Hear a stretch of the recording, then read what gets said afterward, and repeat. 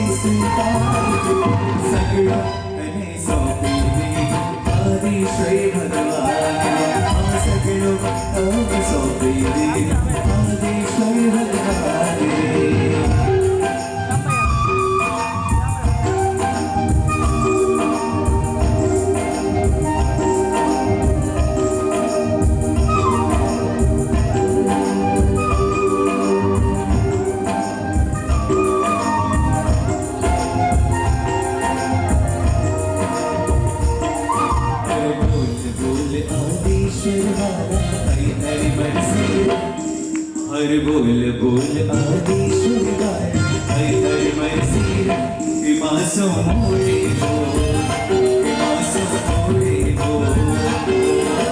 बोल बोल आदिश्वर हर हर मर्जी हिमासो मोड़े हो हिमासो मोड़े हो। मासु मोड़े बोल मासु मासु मोड़े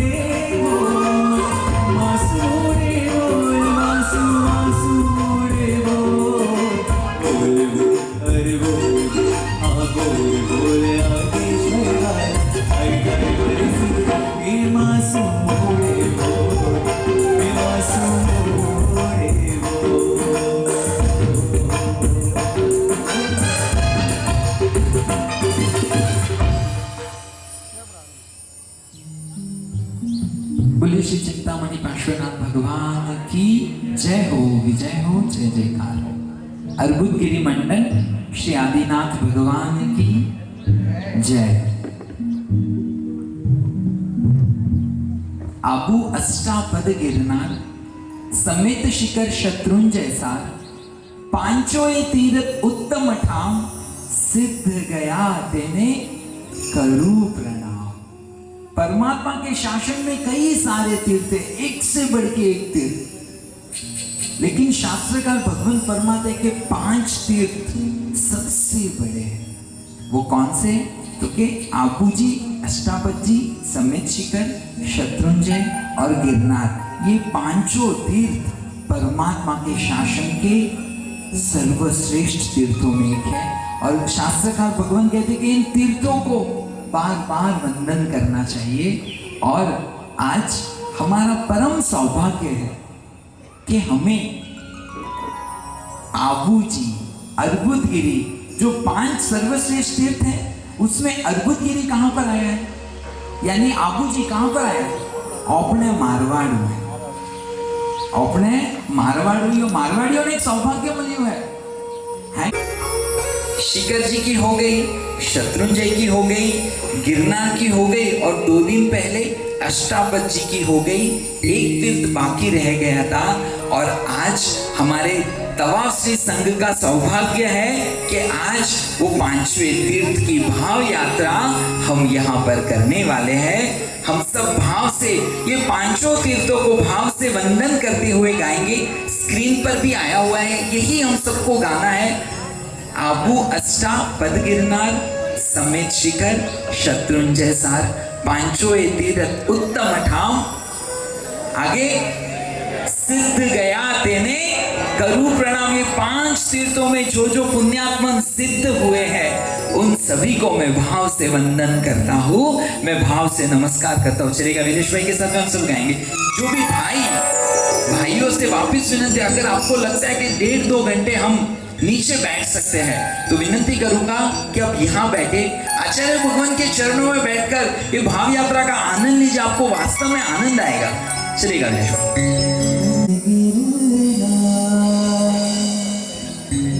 समित शिखर तुम जैसा पंचमी तीरथ उत्तम था, सिद्ध गया तेरी करूं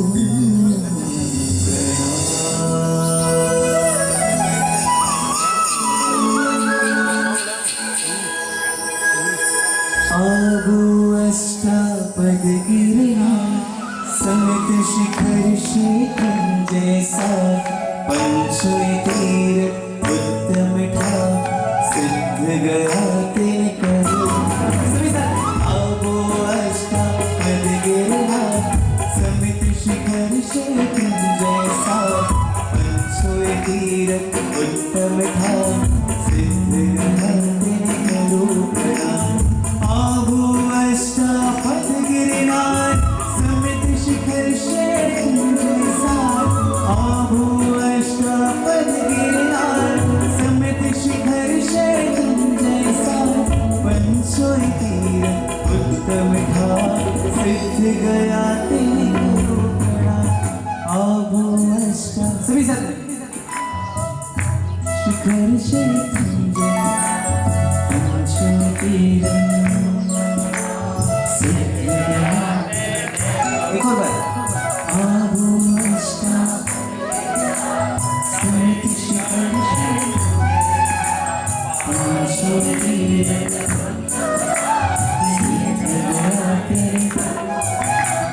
आबू अष्टापद गिरनार समित शिखर तुम जैसा पंचों तीरथ उत्तम था, सिद्ध गया तेरे करो गया, सिद्ध गया तेरे करो गया, सिद्ध गया तेरे करो गया।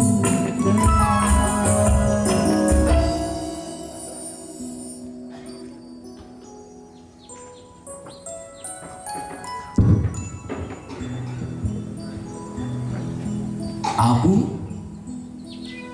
अभी का नाम, मतलब वर्तमान में प्रचलित नाम पिछले 500-700 वर्ष में, और उसके पहले आबू जी को कहा जाता था अर्बुदगिरी अर्बुदाचल।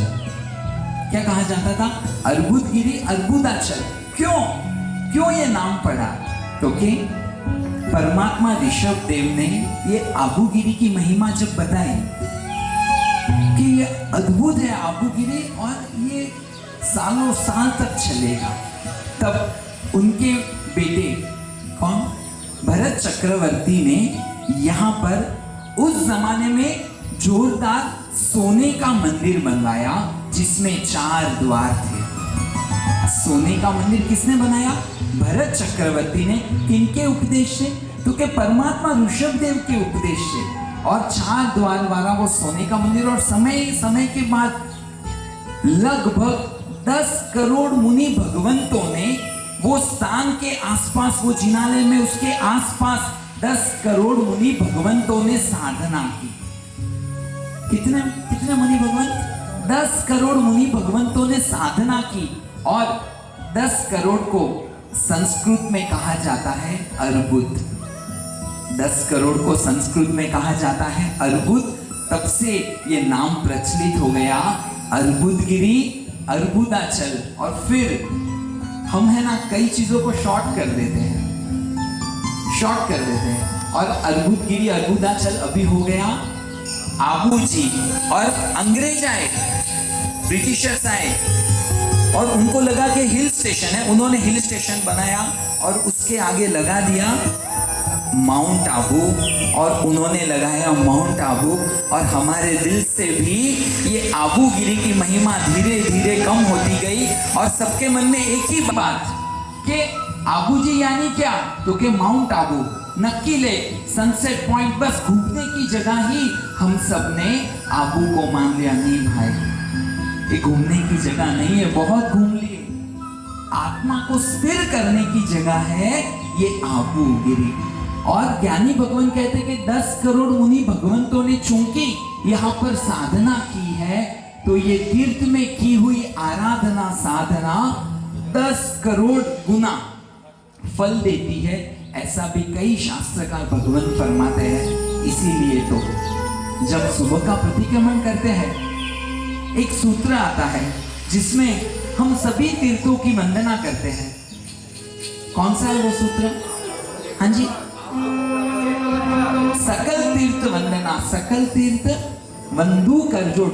उस तीर्थ में हम सभी तीर्थों की वंदना करते हैं, तब महातीर्थों की वंदना में सर्वप्रथम हम ये तीर्थ की भी वंदना करते हैं। और हम सब क्या कहते हैं?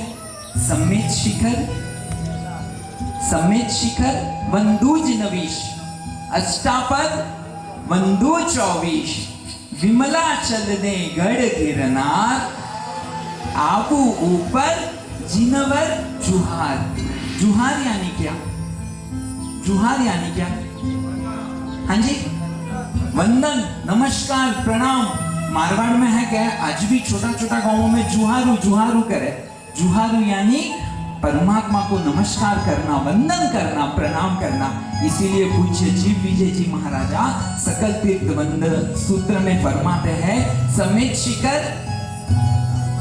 समेत शिखर वंदूज नवीस, अष्टापद वंदू 24, विमला चलने गढ़ गिरनार, आबू ऊपर जिनवर जुहार। चलेगा, हम भक्ति में आगे बढ़ते हुए ये कड़ी को बार बार दोहराएंगे और साथ साथ में हमारे मन में जो एक बात जमी हुई है कि आबू यानी घूमने की जगह नहीं, उस बात को एक कोने से निकालते जाएंगे हृदय से, और एक वो निकालते हुए हृदय में ये बात की भी स्थापना करते जाएंगे कि आबू मेरे परमात्मा के शासन के 5 सर्वश्रेष्ठ तीर्थों में एक है, और मुझे बार बार ये महातीर्थ की भक्ति करनी है। चलेगा, समेत शिखर वंदू जिनवीस, अष्टापद वंदू 24, समित शिखर बोलो, समित शिखर वंदू जिनवीस, अष्टापद वंदू 24, विमला चलने गढ़ गिरनार, आबू ऊपर जिनवर जुहार। समित शिखर वंदू जिनवीस, अष्टापद वंदू 24, समित शिखर वंदू जिनवीस, अष्टापद वंदू 24, विमला चलने गढ़ गिरनार, आबू ऊपर जिनवर जुहार। समित शिखर वंदू, अष्टापद वंदू, विमला चलने आबू ऊपर, इसी पर समित शिखर वंदू जिनवीस, अष्टापद वंदू, विमला चलने आबू ऊपर जिनवर जुहार। बड़े ही प्यारे शब्द। अपनी याददाश्त कमजोर है, इसके लिए स्क्रीन पे भी वो शब्द लेखांकित किए गए। करना क्या है? हृदय से गाना है, दिल से गाना है। सबकी नजर स्क्रीन पर, और ये तीर्थ को वंदन करेंगे। आज मौन अज्ञानस नहीं है, किसी को मौन का पचकान है। अगर मौन का भी पचकान है तो साहिब जी हम ये तो गा सकते हैं ना। साहिब जी भी बोलते हैं अगर मौन का भी पचकान है सामायिक में, तो भी हम ये तो गा सकते हैं। संसारी बातें नहीं करनी, निंदा नहीं करनी, लेकिन ये बात सबको गानी है। सबकी आवाज आज सुनाई देनी है। चलिएगा, हाँ सबको शिखर वंदू, अष्टापद वंदू 24, विमला चलने मीठी ताली के साथ। समित शिखर वंदू, अष्टापद वंदू, विमला चलने आबू ऊपर। विदेश में भाइयों की आवाज नहीं आ रही, सिर्फ भाई गाएंगे।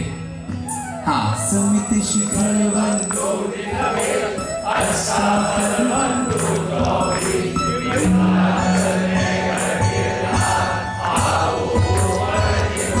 वापिस समित शिखर वंदू, अष्टापद वंदू 24, विमला चलने आबू ऊपर जिनवर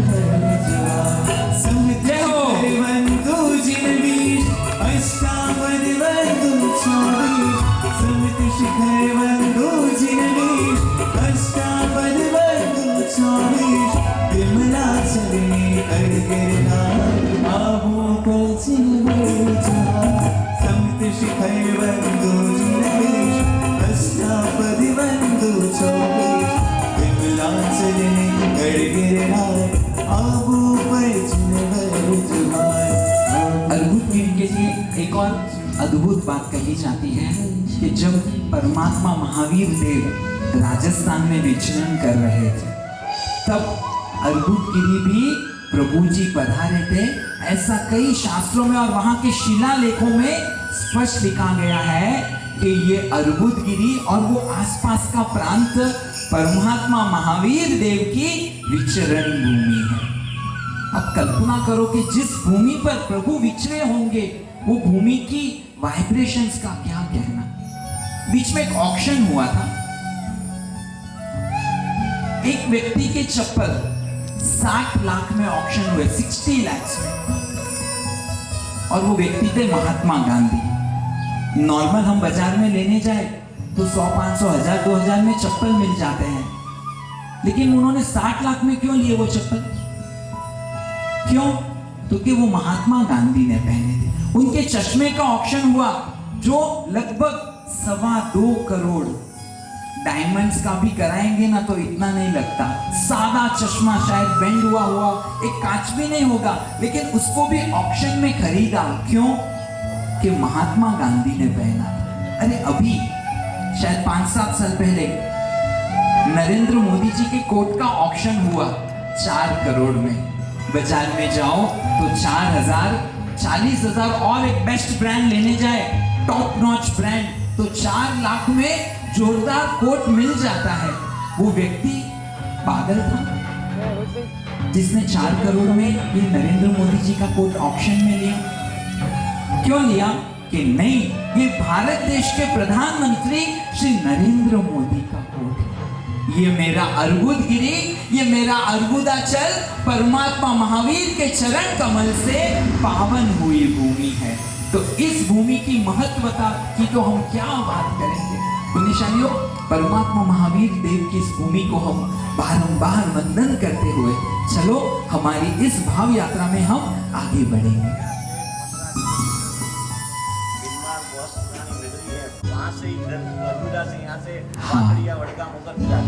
साहिब जी फरमा रहे कि भीनमाल में भी परमात्मा महावीर पधारे थे।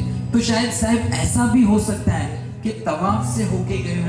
अभी वो तो देखो, केवल ज्ञानी भगवान जानते हैं, हम सत्य नहीं जानते। गुरु भगवान पधार चुके हैं, सभी अपने स्थान पर खड़े हो जाएंगे हम सब। हर बारी जाऊं रे, बलिहारी जाऊं रे, हरी जाऊं रे, बलिहारी जाऊं रे, हर बारी जाऊं रे, बलिहारी जाऊं रे। हर गुरु राम में आया मैं तो हरी जाऊं रे, हर गुरु राम में आया मैं तो हरी जाऊं रे। हर शौक पूरा बोले सखी मंगल गावो रे, हर शौक पूरा बोले सखी मंगल गावो रे। हर गुरु मर सदगुरु में आया मैं तो हरी जाऊं रे, हर सदगुरु में आया मैं तो हरी जाऊं रे।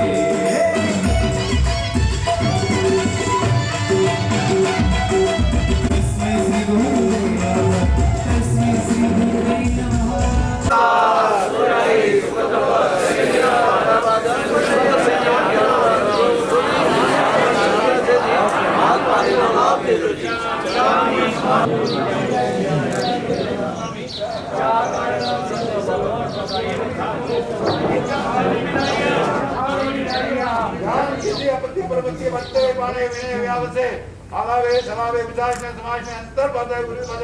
जान की जी मध्य वेनम वा ब्रेन वा धूम वा वरम वा तुप्पे जाने हमने जाने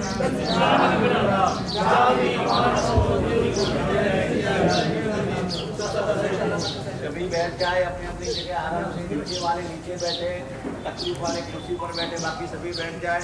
समय बहुत हो गया है, 10:30 तो बजने आए हैं और ये 1 बजे तक पूरा होने वाला नहीं है।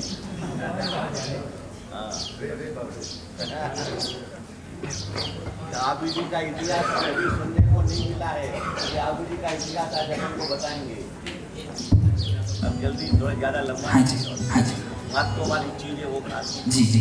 जैसा कि साहब जी ने अभी फरमाया कि आबू जी का इतिहास जानने सुनने बहुत कम मिलता है, और शायद पूरे राजस्थान में पहली बार मतलब इतने बड़े लेवल पे आबू जी की भाव यात्रा हो रही है, और ये भी अपना तवाफ संघ का सौभाग्य है। तो चलो हम सब भाव यात्रा में आगे बढ़ेंगे। जैसा कि गुरु भगवान ने फरमाया कि भीनमाल में भी शायद परमात्मा महावीर मिचांडूर महावीर देव पधारे थे, और नाना दियाना नांदिया जीवित स्वामी बांधिया, ये क्यों कहा गया कि परमात्मा महावीर जब विचरे तो उनके भाई ने प्रभु की स्मृति में जब प्रभु विचर रहे थे तब वो प्रतिमा जी का निर्माण कराया। यही इस बात का उल्लेख है कि आज भी कई स्थान पे आप आबू गिरी जो आबू जी है उसके 100 किलोमीटर के रेडियस में आप जहां भी जाओ आपको ज्यादातर परमात्मा महावीर स्वामी भगवान के जिनालय मिलेंगे।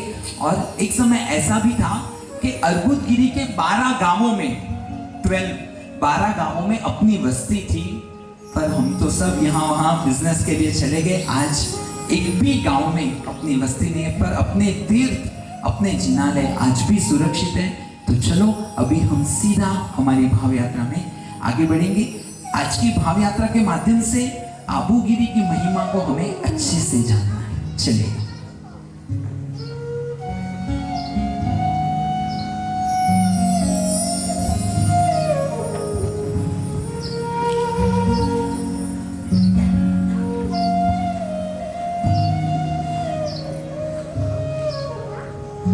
सर्वप्रथम जो मुख्य दरवाजा जिनालय का आता है वहां से हम प्रवेश करेंगे। उसके पहले हमने संक्षिप्त में इस अर्बुदगिरी महातीर्थ की महिमा जानी। आज हम आसानी से शत्रुंजय जाते हैं। कौन कौन शत्रुंजय जाके आए?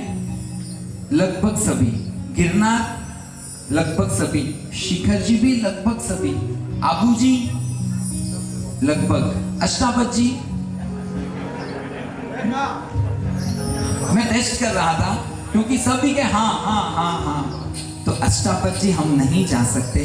तो बचे 4 तीर्थों की हमको भक्ति करनी है। तो पुराने जमाने में ऐसा था कि अगर कोई शत्रुंजय जाके आता ना, यहाँ पे वडील बैठे होंगे उनको पता होगा कि गांव में कि फलाना गलती मारवाड़ थी, शत्रुंजय जाने तो के गांव में मिठाई बांटते थे। यानी इतना रेयर थी यात्रा। गिरनार जाके आए तो मिठाई बांटते थे, शिखर जी से आते थे तो पद प्रक्षालन करते थे। बराबर क्यों? कि महातीर्थ की महिमा, और जाना भी रेयर। अभी तो हम सब एकदम आसानी से जाते हैं। सुबह उठे बैंगलोर से, बैठे फ्लाइट में पहुंच गए भावनगर से वापस कैब रेडी, पहुंच गए शत्रुंजय, दादा की पूजा की और वापस फ्लाइट ली, और अगली सुबह तो हम आगे चेन्नई या बैंगलोर। किसी ने पूछा कि परमात्मा ऋषभदेव भगवान के मस्तक पर मुकुट था, तो अपने को पता भी नहीं होगा कि भाई मुकुट था कि नहीं। परमात्मा ऋषभदेव की अंगी थी तो पता भी नहीं होगा। मतलब ऐसी भाग दौड़ भरी यात्रा हम लोग कर रहे हैं। तो बस कहना यही है कि वो जमाना अलग था जब मस्ती से यात्रा करते थे, और जब बार बार हर जगह जाना नहीं था तो हमारे वडीलों ने सोचा कि शत्रुंजय गिरनार बार बार नहीं जा सकेंगे, तो शत्रुंजय, गिरनार, अष्टापजी समेत शिखर जी, ये चारों तीर्थ, और साथ में महावीर प्रभु भी चूंकि आबू जी पधारे थे, तो पांचों का एक ही जगह पे दर्शन हमारे मारवाड़ वासियों को, राजस्थान वासियों को हो जाए, इसके लिए यहाँ पर 5 जिनालयों की संरचना की गई, ताकि हम शत्रुंजय कम जाए चलेगा, लेकिन यहाँ जाएंगे तो हमें भाव से वही लगेगा कि हम शत्रुंजय के आदिनाथ दादा को वंदन करके आए। और यहाँ ये मुख्य द्वार है हमारा, यहाँ से हम अर्बुदगिरी, आबू जी देलवाड़ा तीर्थ जिसे कहा जाता है, वहाँ के तीर्थों की हम यात्रा, वहाँ के 5 जिनालयों की हम यात्रा करेंगे। जब भी जिनालय अथवा परमात्मा के दर्शन हो तो हाथ जोड़कर, सर झुकाकर हम सबको क्या कहना पुण्यशालियों? हाँ जी, नमो जिनाना। तो चलो यहाँ से हम धीरे धीरे निस्सी ही कहकर अंदर प्रवेश करेंगे। सुंदर देह रामा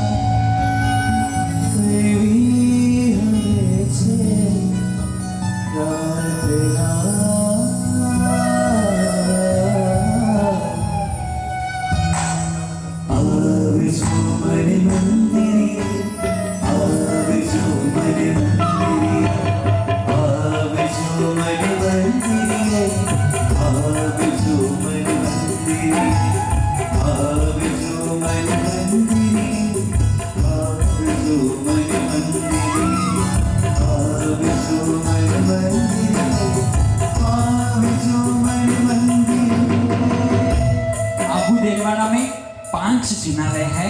सबसे प्रथम और सबसे प्राचीन मुख्य जिनालय है विमल वसही। क्या नाम है? विमल वसही। विमल शाह जो गुजरात के दंड नायक थे, उन्होंने ये जिनालय का निर्माण कराया। ये जिनालय का अद्भुत इतिहास है। वो इतिहास को हम जानने का प्रयास करेंगे। जब विमल शाह गुजरात के दंड नायक नहीं हुए थे, एक साधारण इंसान थे, पुण्य का भी उदय नहीं हुआ था, तो आराम से गाय आदि को चराते हुए ऐसे बैठे थे और कहते हैं उस समय अंबिका देवी देवलोक से आकाशलोक से पधार रहे थे और वो वहां विचरण कर रहे थे और अचानक उनकी नजर पड़ी ये विमल शाह पर। उन्होंने देखा कि ये पुण्यात्मा जोरदार है, भविष्य में प्रभु के शासन के उत्तम कार्य ये करेंगे, कई जिनालयों का निर्माण ये करेंगे, जिन शासन का डंका ये बजाएंगे। तो चलो एक बार मैं इनकी परीक्षा तो ले लूं। और अंबिका देवी ने अपना रूप बदला, एकदम नव यौवना के रूप में वहां पधारे। पूरा वातावरण को एकदम अलग कर दिया और अचानक ये वातावरण में बदलाव हुआ और विमल शाह देखते हैं कि अंबिका देवी उनको नहीं दिखे, नवयौवना के रूप में आकर उनसे प्रेम से बात करने का प्रयास करते हैं। और ये देख के विमल शाह बोलते कि बहन आप कौन हो? तो बोलते कि बहन क्या बोलते हो, मैं तो आपकी प्रेयसी बनने के लिए आई हूँ। देखो अभी वातावरण भी अच्छा है, यहाँ एकांत भी है, यहाँ पर कोई भी नहीं है, आप भी युवा हो मैं भी युवा हूँ, तो चलो हम प्रेम करते हैं। तो कि मुझे तो आप में एक माँ के दर्शन होते हैं और माँ के तो चरणों में झुका जाता है। ये बात जब विमल शाह कहते हैं तो अंबिका देवी नवयौवना के रूप में बने हुए कहते हैं, बहुत सारे तरह से प्रयास करते हैं, कैसे भी करके विमल शाह को एक बार परीक्षा ले रहे तो कि वो डिग जाए, लेकिन विमल शाह की आंख के पलकारे में भी विकार नहीं आया। ये उनकी शुद्धि, ये उनका ब्रह्मचर्य देखकर अंबिका देवी असली स्वरूप में प्रकट होते हैं और कहते हैं विमल शाह धन्यवाद है, क्या तुम्हारा ब्रह्मचर्य, क्या तुम्हारी शुद्धि, एकांत था, कोई कहने वाला नहीं, कोई देखने वाला नहीं, लेकिन तुमने अपने मन में विकार को नहीं आने दिया। मैं तुमसे खुश हूं, बोल क्या मांगते हो, क्या चाहिए? कौन पूछ रहे? अंबिका देवी। और विमल शाह उस जमाने में उनके पास कुछ भी नहीं था, लेकिन निस्पृह ही कि बस अंबिका देवी आपके दर्शन हो गए, मैं तो धन्य हो गया, मुझे कुछ भी नहीं चाहिए, कुछ भी नहीं चाहिए। अरे मैं बोल रही हूँ कुछ तो मांग, तो कि नहीं कुछ भी नहीं चाहिए। और अंबिका देवी कहते हैं उस समय उनको आशीर्वाद देती है कि तू बहुत बड़े शासन का कार्य करेगा और जब भी मुझे याद करेगा मैं हाजिर रह जाऊंगी। और पूरे शरीर में उनके गहनों की भेंट देती है।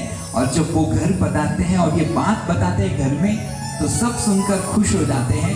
वहां से ये विमल शाह की बात शुरू होती है और बढ़ते बढ़ते बढ़ते शुद्ध पुण्य, मन में पवित्रता, सामने से कुछ एक्सपेक्टेशन नहीं करना, और उनका जो पुण्य खिलता है वो गुजरात के दंडनायक बन जाते हैं। दंडनायक यानी सेनापति के भी ऊपर, जैसे अभी भारत में आर्मी भी है, नेवी भी और एयरफोर्स भी है, इन तीनों का जो हेड, उस जमाने में हम ऐसा कर सकते, जितनी भी सेना थी उनका हेड। और अपनी भाषा में कहा जाए तो भारत में पॉलिटिशियंस में नंबर 1 कौन है? नरेंद्र मोदी, और उसके बाद नंबर 2 में कौन आएंगे? अमित शाह। तो आज जो अमित शाह है, वो जमाने में उनका इतना पावर वो विमल शाह का था।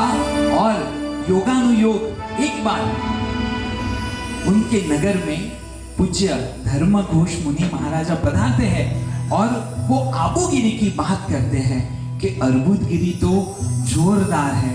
वहां पर ऋषभदेव भगवान की प्रेरणा से भरत चक्रवर्ती ने स्वर्ण का जिनालय बनाया। परमात्मा महावीर देव की विचरण भूमि है, कई साधकों की साधना भूमि है, लेकिन आज अर्बुदगिरी में अपना एक भी जिनालय नहीं है। विमल शाह, आप एक कार्य करो, उनको प्रेरणा देते हैं गुरु भगवान कि आप अर्बुदगिरी में जिनालय का निर्माण कराओ। और ये बात सुनकर कुछ तो पूर्व भव का ऋणानुबंध था, कुछ तो अंदर प्रेम था, उनके मन में भी ये बात बैठ जाती है कि हाँ, मुझे भी कुछ भी करके ये तीर्थ का अभ्युदय हो, वापस अर्बुदगिरी पे जैन शासन का ध्वज लहराए, ऐसा मुझे कार्य करना है। और वहां पे निर्णय लिया जाता है कि वो जिस नगर में रहते थे ना, वो नगर का नाम पाटन, पाटन से जीरापल्ली, यानी कौन सा गांव? जीरावाला तीर्थ, तब जीरापल्ली नाम से विख्यात था। वहां पे चरी पालित संघ लेकर जाएंगे और चरी पालित संघ लेकर ठाट बाट के साथ, अब कल्पना करो अगर अमित शाह चरी पालित संघ निकाले तो क्या ठाट बाट होंगे। वो ठाट बाट के साथ चतुर्विद संघ के साथ चरी पालित संघ जीरापल्ली गांव आता है, माला वगैरह विधि हो जाती है और वहां से गुरु भगवान का विहार का रूट दूसरा होता है, वो विहार करके चले जाते हैं। और अपने विमल शाह, उनका क्या उद्देश्य?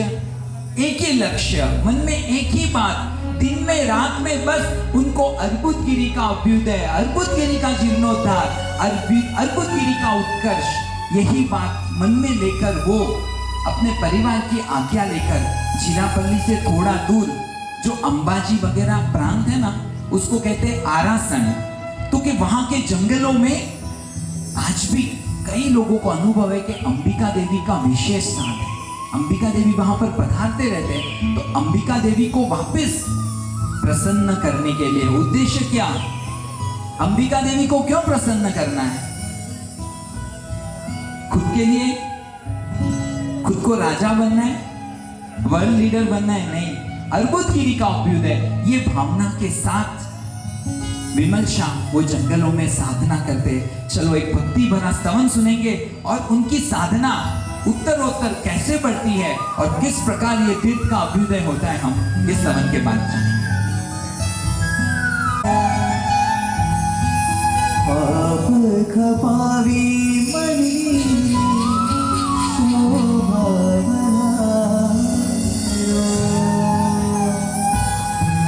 मरवाने आओ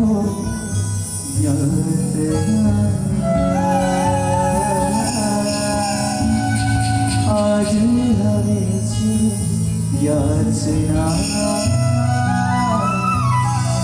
आवजो मन मंदिरे आवजो मन मंदिरे आवजो मन मंदिरे आवजो मन मंदिरे आवजो मन मंदिरे आवजो मन मंदिरे आवजो मन मंदिरे आवजो मन मंदिरे।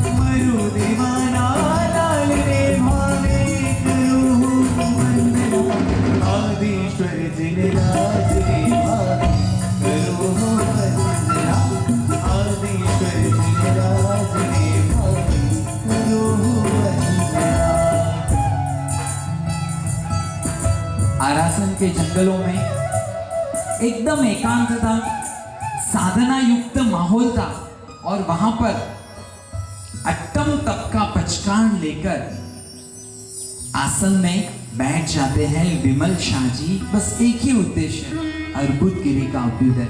पुण्यशालियों, शासन का बड़ा कार्य करना हो तो कहते हैं अट्टम तप करना चाहिए। अट्टम तप करने से विघ्न दूर हो जाते हैं और जो पुण्य चाहिए वो पुण्य प्रकट होता है और बड़े से बड़े कार्य भी सिद्ध हो जाते हैं। यही सोचकर ध्यान मुद्रा में आसन में बैठ गए विमल शाह। कहते हैं ऐसे ध्यान में बैठे कि कोई भी शक्ति उनको ध्यान से विचलित ना कर सके। पहला दिन बीता, दूसरा दिन बीता और तीसरे दिन मध्य रात में जब वो ध्यान में लीन थे तो अचानक वातावरण बदल जाता है, प्रसन्नता का वातावरण छा जाता है और एक तेज प्रकट होता है। तब तक भी विमल शाह को पता नहीं है और उनकी कान में एक मधुर आवाज सुनाई देती है, विमल आंखें खोलो। और विमल शाह आंख खोलते हैं तो देखते हैं कि सामने अंबिका देवी हाजिर है। विमल, मैं तुम्हारी साधना से बहुत खुश हूं, बोल क्या चाहिए, क्या मांगते हो? कुछ भी नहीं चाहिए मां, बस अर्बुदगिरी का अभ्युदय हो। देखो विमल, उसके लिए मैं हमेशा तुम्हारे साथ हूं, लेकिन खुद के लिए कुछ मांगो। नहीं मां, आपका दर्शन मिल गया यही बहुत है और मुझे कुछ भी नहीं चाहिए। तो कहते हैं देव दर्शन ऐसे ही व्यर्थ नहीं होते। देव अगर दर्शन देते तो कुछ ना कुछ देके ही जाते हैं। तो अंबिका देवी ने उनको सिंहनाद का वरदान दिया कि अगर आप सिंहनाद करोगे तो आपके जितने भी दुश्मन हैं वो सारे भाग जाएंगे। यानी जब आप देश के लिए युद्ध लड़ने जाओगे तो आपके समक्ष कोई भी शत्रु सेना टिक नहीं पाएगी और अर्बुदगिरी के सहायता के लिए हमेशा साथ में हो, ऐसा आशीर्वाद देते हैं। और उतने में तो वो वहां से अंतर्धान हो जाते हैं, आंखें बंद है और वापस कान में एक मधुर आवाज सुनाई देती है, विमल आंखें खोलो, मैं पद्मावती देवी तुम पर प्रसन्न हूं, बोलो विमल क्या चाहिए? हम कल्पना करेंगे कि हम बैठे हैं, इसे इतना अपना पुण्य नहीं है, लेकिन अगर कोई देवी शक्ति हमारे समक्ष हाजिर हो जाए कि बोलो मोहन जी कोई से जे आप, बोलो सोहन जी कोई से जे आप रहे, तो हम क्या मांगेंगे? क्या मांगेंगे?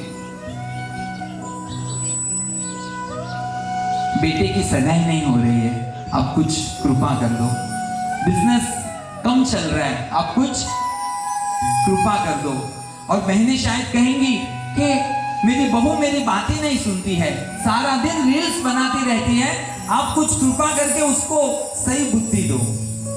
ऐसी शायद छोटी छोटी प्रार्थनाएं हम करेंगे और वहां पर विमल शाह जो सत्वशाली व्यक्तित्व के मालिक, वो एक ही बात कहते हैं कि माँ कुछ भी नहीं चाहिए, कुछ भी नहीं चाहिए, सब देवगुरु की कृपा से अद्भुत है, बस आपका वादा चाहिए कि आप अर्बुदगिरी की भक्ति में, अर्बुदगिरी की रक्षा में, अर्बुदगिरी के अभ्युदय में आप साथ रहोगे। वो कहते हैं उसके लिए मैं हमेशा साथ हूं, लेकिन अभी मैं तुम्हें वरदान देती हूँ, तुम्हारी भुजाओं में एक विशिष्ट बल रहेगा कि तुम्हें कोई भी युद्ध में हरा नहीं पाएगा। और वो आशीर्वाद देकर वो अंतर्धान हो जाती है और उतने में तो क्षण मात्र में एक और देवी प्रकट होती है और वो देवी का नाम चक्रेश्वरी देवी। एक ही रात्रि में 3 देवियां प्रकट होती है।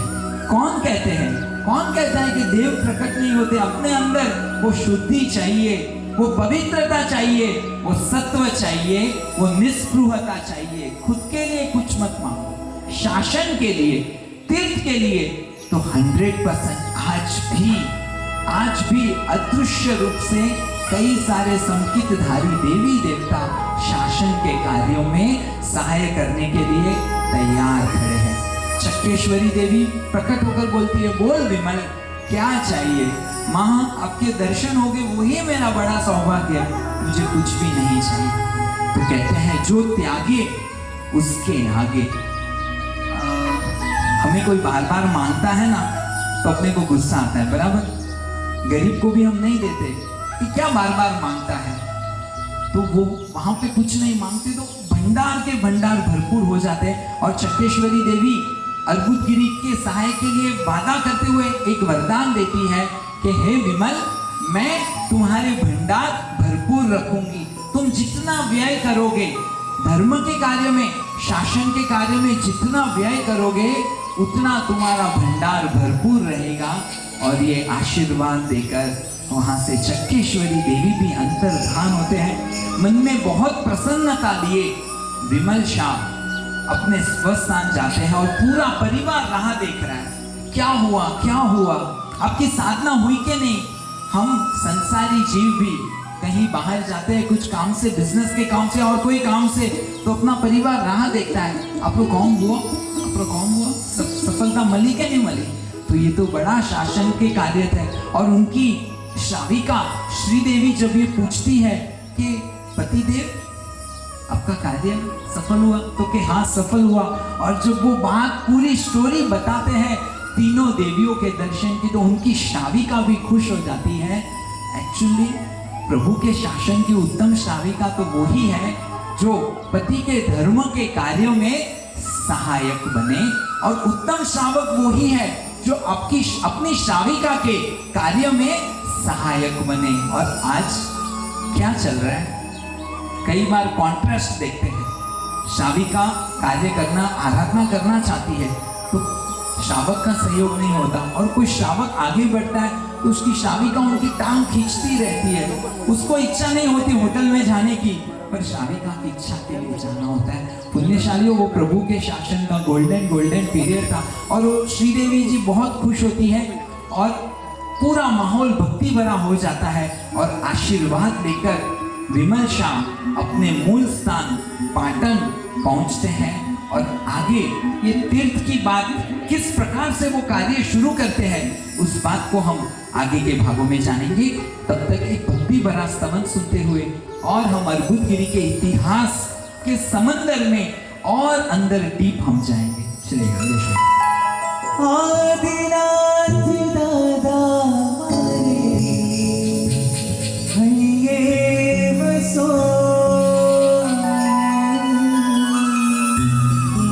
हरिये बसो रे मारे दिल रे बसो, हरिये बसो रे मारे दिल रे बसो।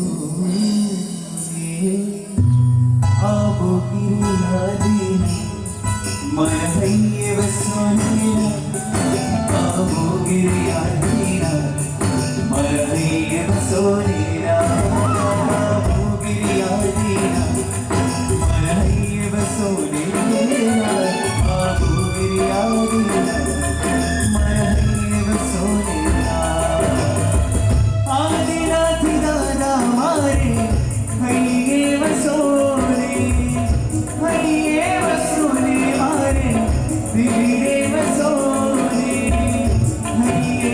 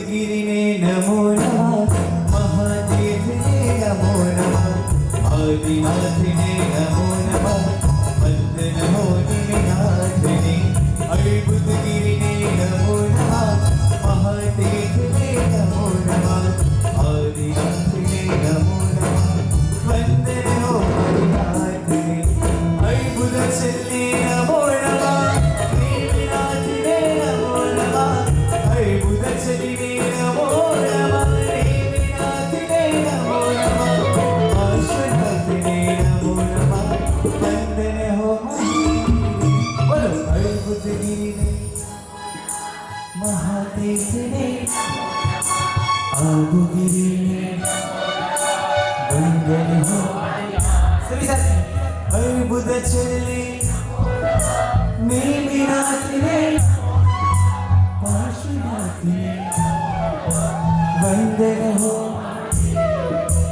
अर्बुदगिरिने नमो नमः महादेवने नमो नमः अर्बुदगिरिने नमो नमः वंदन हो बुद्धगिरी में नमो नमः।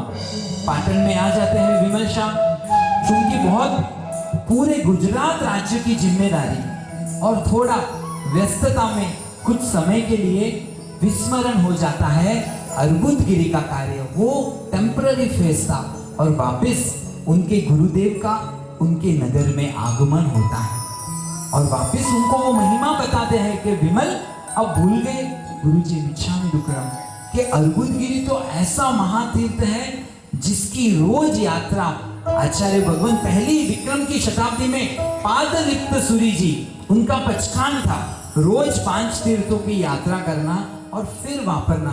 तो उनको उनके पैरों में एक ऐसी औषधि का लेप करते और 5 तीर्थों की यात्रा करके आ जाते थे। उन 5 तीर्थों में एक अर्बुदगिरी भी तीर्थ था और वापस जब वो तीर्थ की महिमा कहते हैं कि पूज्य आचार्य भद्रबाहु स्वामी जी ने भी बृहद कल्पसूत्र में अर्बुदगिरी की महिमा का वर्णन किया है और वापस विमल शाह जाग जाते हैं कि नहीं, अभी मुझे शीघ्र जाना है, प्रयास शुरू करते हैं क्योंकि वहां पे अपना एक भी अवशेष नहीं। सबको पता है पर कोई नहीं, कोई जगह नहीं, कैसे बनाना, वो सारी तैयारी करते हैं। कहते हैं ना पॉलिटिक्स को कोई नहीं समझ सकते, पॉलिटिशियंस को कोई नहीं समझ सकते और वहां पर भी वो राज्य में भी जैसे जैसे ये 2 भाई विमल शाह और नेड मंत्री जैसे जैसे इनका नाम बढ़ता जाता है तो ईर्ष्यालु लोग शुरू हो जाते हैं कि ये ऐसे वो ऐसे और वहाँ के राजा उनके राजा भीमदेव उनके कान भरना शुरू करते हैं। एक्चुअली होता ऐसा है कि विमल शाह अपने खुद के लिए एक बड़ी हवेली बनाते हैं और वो हवेली ऐसी सबकी आंखों में चुभती है, राजा को भी लगता है कि नहीं, ये भविष्य में शायद मेरे राज्य पर कब्जा कर लेगा। और उनके एक मंत्री थे दामोदर मेहता, वो उनके कान भरते रहते हैं कि पता है आपको वो हवेली बनाई है, किसके लिए बनाई है, एक दिन आपको राजा की पदवी से निकालकर खुद राजा बनेंगे। और राजा लोग हैं ना कान के कच्चे होते हैं, कई बार कहते हैं नाई लोग भी उनकी मालिश करके कान में बोल देते तो वो समझ जाते, कई बार ऐसा भी होता है। और राजा को लगा कि नहीं गड़बड़ है और अभी राजा प्रयास कर रहा है कैसे भी करके विमल शाह को निकालना और कई तरह का वहां पे किया जाता है और हर जगह पर विमल शाह विजयी हो जाते। एक बार तो शेर के साथ लड़ने उनको भेजते हैं, वहां शेर को हराते, एक बहुत बड़े बॉडी बिल्डर को भेजते हैं उनको मारने के लिए, लेकिन ये विमल शाह भुजाओं में बल था पद्मावती देवी की कृपा से, तो वो मल्ल को भी हराकर वापस जीत जाते हैं। और अब इनको पता चल जाता है विमल शाह को कि नहीं, अभी कुछ गड़बड़ है और जहां अपनी वैल्यू नहीं होना वहां पे नहीं रहना चाहिए। हम तो रहते ही हमारे घर में कोई वैल्यू नहीं, घर पे आओ तो कोई पानी पूछने वाला भी नहीं, अपना बेटा पानी भी नहीं पूछता है कि पापा आप थक के आए हो पानी पियोगे, वो अपने मोबाइल में मस्त रहता है। पर हम लोग भी आदत हो गए, लेकिन वो महापुरुष थे कि जहाँ वैल्यू नहीं वहाँ नहीं रहना। और अचानक महाराजा भी कहते हैं कि विमल शाह आप एक काम करो, आप चंद्रावती नगरी की ओर जाओ। चंद्रावती यानी अर्बुदगिरी के तलहटी में आया हुआ गांव, वहां पे सब लोग लखपति, क्या वहां पर जाओ और वहां का कार्य संभालो। उनको भी यही चाहिए था। और विमल शाह अपने परिवार के साथ वो हवेली, वो वैभव, वो सारा छोड़कर वापस चंद्रावती आते हैं, राजकाज संभालते हैं और वापस याद आता है कि मुझे अर्बुदगिरी का कार्य करना है। एक शुभ दिन देखकर अर्बुदगिरी पहुंच जाते हैं और वहां पर देखते हैं कि कोई व्यवस्थित जगह नहीं मिल रही। ढूंढते 5-7 दिन और एक बड़ा मैदान मिलता है कि यहाँ पर मुझे जिनालय का निर्माण करना है। जगह पसंद आए तो क्या करना होगा? अपने यहाँ जगह पसंद है, अपनी नहीं है तो अपने को ही करना पड़ी, जगह खरीदनी पड़ी, बराबर। तो वो स्थानिक जो लोग थे उनको बुलाते हैं, विमल शाह बुलाते हैं कि मुझे ये जगह बहुत पसंद आई है, आप मुझे बेचने की कृपा करें। वो बोलते हैं कि मंत्रीश्वर आपको ये जगह क्यों चाहिए? क्योंकि मुझे हमारा एक तीर्थ बनाना है, जैन जिनालय बनाना है, क्योंकि बहुत अरसे पहले यहाँ पर हमारे तीर्थ हुआ करते थे। तो वो लोग बोलते हैं कि हम आपको ये जगह नहीं बेचेंगे। क्योंकि क्यों? बस हम नहीं बेचेंगे। अब कल्पना करो, मंत्री है, चाहे तो बाय हुक और क्रुक पावर के माध्यम से उन सभी को दबा कर भी वो जगह ले सकते, लेकिन नहीं, अपने पूर्वज, अपने श्रावक ऐसे नहीं थे। जिनालय के लिए जगह निर्माण लेनी है, निर्माण के लिए तो सामने वाला सहर्ष दे तो लेने का, पूरा पैसा चुकाकर, और उनको कन्विंस करते कि प्लीज आप ये जगह बेचो। तो वो लोग, स्थानीय लोग बैठ के विचार करते हैं, बेचनी नहीं थी, क्योंकि उनको पता था कि अगर हमने जगह बेची तो ये जोरदार जिनालय बनाएंगे और शायद अपना वर्चस्व यहाँ पे कम हो जाएगा। वो ईर्ष्या के कारण मना बोलते हैं, लेकिन मंत्री के बार बार कहने से कहते ठीक है, हम आपको ये जगह बेचेंगे, परंतु उसके लिए आपको कुछ प्रूफ देना पड़ेगा। क्या देना पड़ेगा? कुछ प्रूफ। आप बोल रहे हो कि आपके यहाँ पर आपका तीर्थ, आपके जिनालय है, तो कुछ प्रूफ यहाँ पर दो, जिससे हमको पता चले कि ये आपका जिनालय, आपके तीर्थ यहाँ पर थे। विमल शाह क्या करें? वो कहते कि ठीक है, 4 दिन के बाद मैं आपको मिलूंगा और प्रूफ देता हूँ। घर पे आके कैसे प्रूफ देना? अंबिका देवी याद आते हैं कि अंबिका देवी ने कहा था, बेटा कभी भी याद करो, मैं हाजिर हो जाऊंगी। वापिस अट्ठम का पचकान करते हैं और अंबिका देवी प्रकट होते हैं कि बोल विमल शाह, क्यों याद किया? और विमल शाह को संतान नहीं थी, बहुत साल हो गए थे शादी को। उनकी श्राविका, जिनका नाम श्रीदेवी, वो रोज कहते रहते कि किसी को पूछो ना, अपने को संतान की प्राप्ति होगी क्या नहीं। अब बहुत अरसा हो जाता है ना शादी के बाद, और अगर घर में संतान नहीं हो, घर में किलकारी नहीं सुनाई दे, बच्चे की धमाल नहीं सुनाई दे, घर में पालना नहीं हो, तो वो घर के माता पिता को कुछ ना कुछ कमी रहती है। कितना भी धन हो पर घर में बच्चा नहीं हो तो वो कमी रहती है। और ये तो बहुत बड़े पदवी पे थे, तो उनको तो चलो बिजी थे, लेकिन वो श्रीदेवी, उनको मन में एक इच्छा थी कि एक संतान की प्राप्ति हो। और कैसे पूछना अंबिका देवी को, लेकिन मन में एक संशय था कि संतान मिलेगी कि नहीं। और अंबिका देवी उस समय अपने ज्ञान का उपयोग करती है और कहते हैं कि विमल, तुम्हारे मन में एक संशय है ना? तो कि हाँ माँ, संतान होगी कि नहीं? तो कि हाँ माँ। विमल, तुम्हारा पुण्य इतना ही है कि या तो तुम जिनालय का निर्माण करोगे, यानी आरस, मार्बल को कहते आरस, या तुम्हें वारस, वारिस यानी संतान की प्राप्ति होगी। अभी बोलो क्या चाहिए, क्या सेलेक्ट करोगे? आरस या वारस? क्या कहा होगा? हाँ जी, वारस, आरस। हाँ, उन्होंने कहा मुझे वारस नहीं, आरस चाहिए। जिनालय निर्माण करना है, वारस का क्या ठिकाना? कल बेटा अपनी बात माने ना माने, कुलदीपक नहीं बनेगा, क्या ठिकाना? ये बात सुनकर, वहां पर सोचकर वो कहते मुझे वारस नहीं आरस चाहिए। और सबसे बड़ी बात विमल शाह ये नहीं बोला उन्होंने कि आप तो अंबिका देवी आप कभी भी हाजिर हो जाओगे, 5 मिनट रुकिए ना, मैं मेरी श्राविका से पूछ के आता हूँ, ये नहीं बोला उन्होंने। आज अपने गांव में मेहमान आ जाए, 5-7 मेहमान आ जाए, एक जमाना ऐसा था कि हम ठाट से 20-25 लोगों को घर पे खाना खिलाते थे। आज 2 लोग भी आ जाए तो साइड में जाकर बे मेहमान खानो बनाओ अनुकूलता भी, तो इनके मूड होता है तो वो हाँ बोलती है, नहीं क्योंकि गांव में और कोई लोग नहीं है, हमेशा आपको ही पड़ा है, दूसरे कोई है ना फलाना चलनी, वो तो कभी नहीं बुलाते, आप ही बुलाते हो। ये अपने समाज की अभी स्थिति है, घर घर की स्थिति है। कुछ भी शासन का काम करने अपने को होम मिनिस्टर की परमिशन लेनी पड़ती है।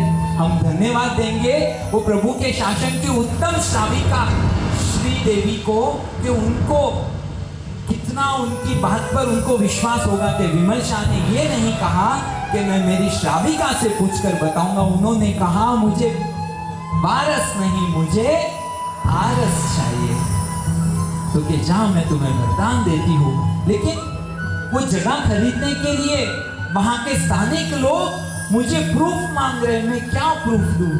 क्यों चिंता करते हो?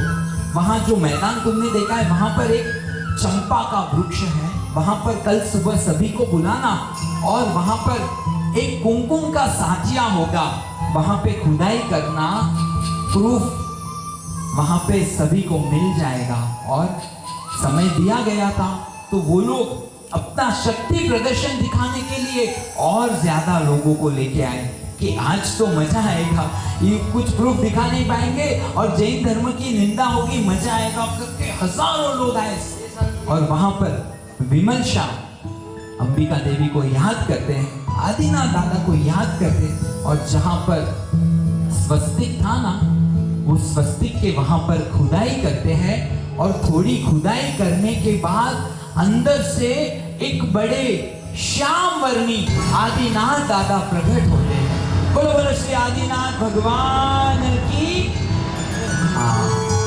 यही वो आदिनाथ दादा, और दादा के दर्शन करके सब खुश हो जाते हैं। वो स्थानिक भी एक बार तो कि वाह क्या दादा है, और अगर जमीन से प्रकट हुए हैं यानी ये इस बात का प्रूफ है कि आज नहीं तो कई हजारों सैकड़ों सालों पहले यहाँ पर जिनालय हुए होंगे। और अभी अगली बात, क्या वादा किया था, अब प्रूफ दो तो मैं अपने जमीन सेल करूं, तो क्या ठीक है हम आपको जमीन बेचेंगे, जितनी जमीन चाहिए आप ले लो। आपको क्या करना है तो कि जमीन पे सोने के सिक्के बिछा दो। क्या बोला? सोने के सिक्के बिछा दो, ये जमीन चाहिए जिनालय निर्माण के लिए, तो कि पूरे सोने के सिक्के बिछा दो। और अपने जड़ा नहीं 1 ग्राम 2 ग्राम पतला पतला सिक्का नहीं, वन जमुना में जो मोर हालती जो गेज तो वनो। और विमल शाह ने एक बार भी नहीं सोचा, एक बार भी आनाकानी नहीं कि ये क्या, नहीं ठीक है मैं लेने के लिए तैयार हूं। और उन्होंने एक और बात बताई, यहां पर अगर हम राउंड सिक्के रखेंगे तो क्या होगा, बीच में गैप रहेगी। हाँ बराबर बताया, तो बीच में गैप रहेगी। आप बोल रहे हो सोने के सिक्के रखकर ये जमीन खरीदो, तो बीच में गैप तो वो मैं फ्री में ले रहा हूं। नहीं, मैं सोने के सिक्के रखूंगा, लेकिन कहते हैं स्क्वायर सोने की ईंटें, वहां पे उन्होंने भट्टी बनवाई और स्क्वायर सोने की ईंटें बनवा कर पूरी जमीन पे रखकर उन्होंने ये जमीन खरीदी। ऐसे विमल शाह मंत्री की एक बार जोरदार तालियों के साथ हम अनुमोदना करेंगे, जिनके हृदय में शासन के अद्भुत शासन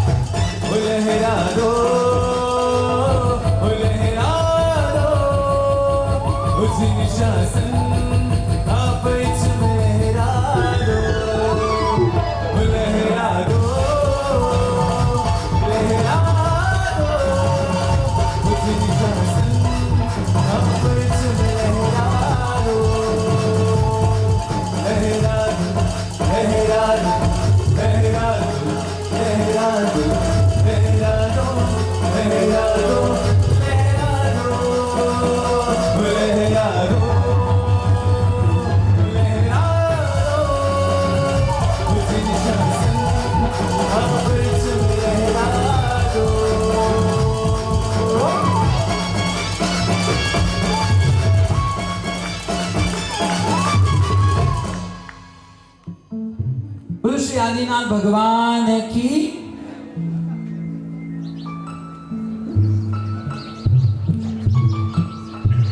स्वर्णिम ईंटें बिछाकर ये जमीन खरीदी गई। अभी नेक्स्ट क्या करना है पुण्यशालियों? जिनालय का कार्य शुरू करना है। तो कहते हैं वो जमाने में जितने भी शिल्पकार थे, भारत भर के प्रसिद्ध शिल्पकार, उन सभी को बुलाया गया और सभी शिल्पकार आए। सभी अपनी अपनी बात रखने लगे। फिर उनको आपस में लगा कि भाई सामने बड़े व्यक्ति हैं, ऐसे अपन सब आपस में बात करेंगे तो मजा नहीं आएगा। गुरु भगवान के पास कुछ बात लेने गए और सभी बात करेंगे, 50-100 लोग, मजा आएगा नहीं आएगा। और अपने को प्रतिनिधि बनकर अपनी बात रखे कि साहब ऐसा है, आपकी कृपा चाहिए, तो वो एक रेस्पेक्ट रहती है। तो उन्होंने अपने प्रतिनिधि को चुना और उसका नाम था शिल्पदेव। जैसा नाम वैसा गुण, एकदम जोरदार उनकी मुखाकृति, तेज, अच्छा शिल्प शास्त्र पढ़े हुए थे। तो उन्होंने कई सारे एग्जाम्पल्स, कई सारे मैप्स विमल शाह को दिखाए। उनको कुछ जम नहीं रहा था। फिर बहुत सारा R&D, अपने जमाना में हमें R&D को रिसर्च एंड डेवलपमेंट करके एक मैप बनाया गया और उसको वहाँ पे नक्की किया गया और जिनालय का कार्य शुरू किया गया। जो अर्बुदगिरी का मुख्य जिनालय है ना, आप देखोगे ना, वो शिखर का हाइट बहुत कम है। तो प्रश्न मन में आया कि क्यों? तो पता चला कि एक्चुअली वो एरिया है ना, प्रॉपर वो एरिया, वो थोड़ा अर्थक्वेक प्रोन है। तो उन लोगों को पता था कि भविष्य में कहीं भूकंप आ जाए तो भी अपने तीर्थ को नुकसान नहीं होना चाहिए।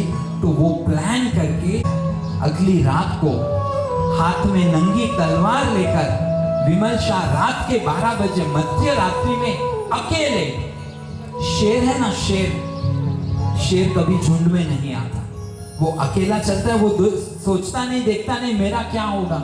और एक शेर के जैसे निर्भीक बनकर ये विमल शाह हाथ में नंगी तलवार लेकर वहां पर पहुंचते हैं। मध्य रात्रि में देखते हैं कि उनके सामने ही जो निर्माण किया है वहां का अधिष्ठायक देव, जिसका नाम था वानव्यंतर, वो आता है और उस सारे निर्माण को तोड़ रहा है और उनको ललकारते हैं विमल शाह कि कौन हो तुम जो इस काम में विघन दे रहे हो, रुक जाओ। वो देखता है कि एक साधारण मानव, मैं देव, पावरफुल देव, और ये तलवार लेकर खड़ा है। वो जोर जोर से अट्टहास करता है। कहते हैं वहां की शिलाएं हिल जाती है। अगर अपने जैसे लोग हो तो अपने को तो शायद हार्ट अटैक ही आ जाए, इतना जोरदार आवाज करते हैं। लेकिन विमल शाह डरते नहीं और वो बोलते हैं कि मैं भगवान के शासन का श्रावक विमल शाह हूं और देव गुरु की कृपा से ये यहाँ पर मैं जिनालय का निर्माण करवा रहा हूं, आप क्यों रोक रहे हो? तो वो कहते हैं ये मेरी जगह है, मैं यहाँ पर किसी को भी निर्माण करने नहीं दूंगा, क्योंकि आपकी जगह ये तो मैंने खरीदी है और फिर भी आपकी जगह है तो मैं आपको नैवेद्य, फल, धूप, दीप आदि अर्पण करता हूँ। आपको प्रार्थना करता हूँ कि कुछ भूल हो तो आप क्षमा करो और अच्छे कार्य में आप विघ्न मत डालो और आप कार्य आगे बढ़ाने में सहायक बनो। आपको मैं नैवेद्य फल अर्पण करता हूँ। ये सुनकर वो जोर जोर से अट्टहास लगाता है। ये फल, फूल, ये धूप, दीप, नैवेद्य मुझे ये नहीं चाहिए, मैं तो मांसाहारी हूँ, मुझे तो यहाँ पर पशुओं की बलि चाहिए, तभी ये कार्य आपके जिनालय का हो पाएगा।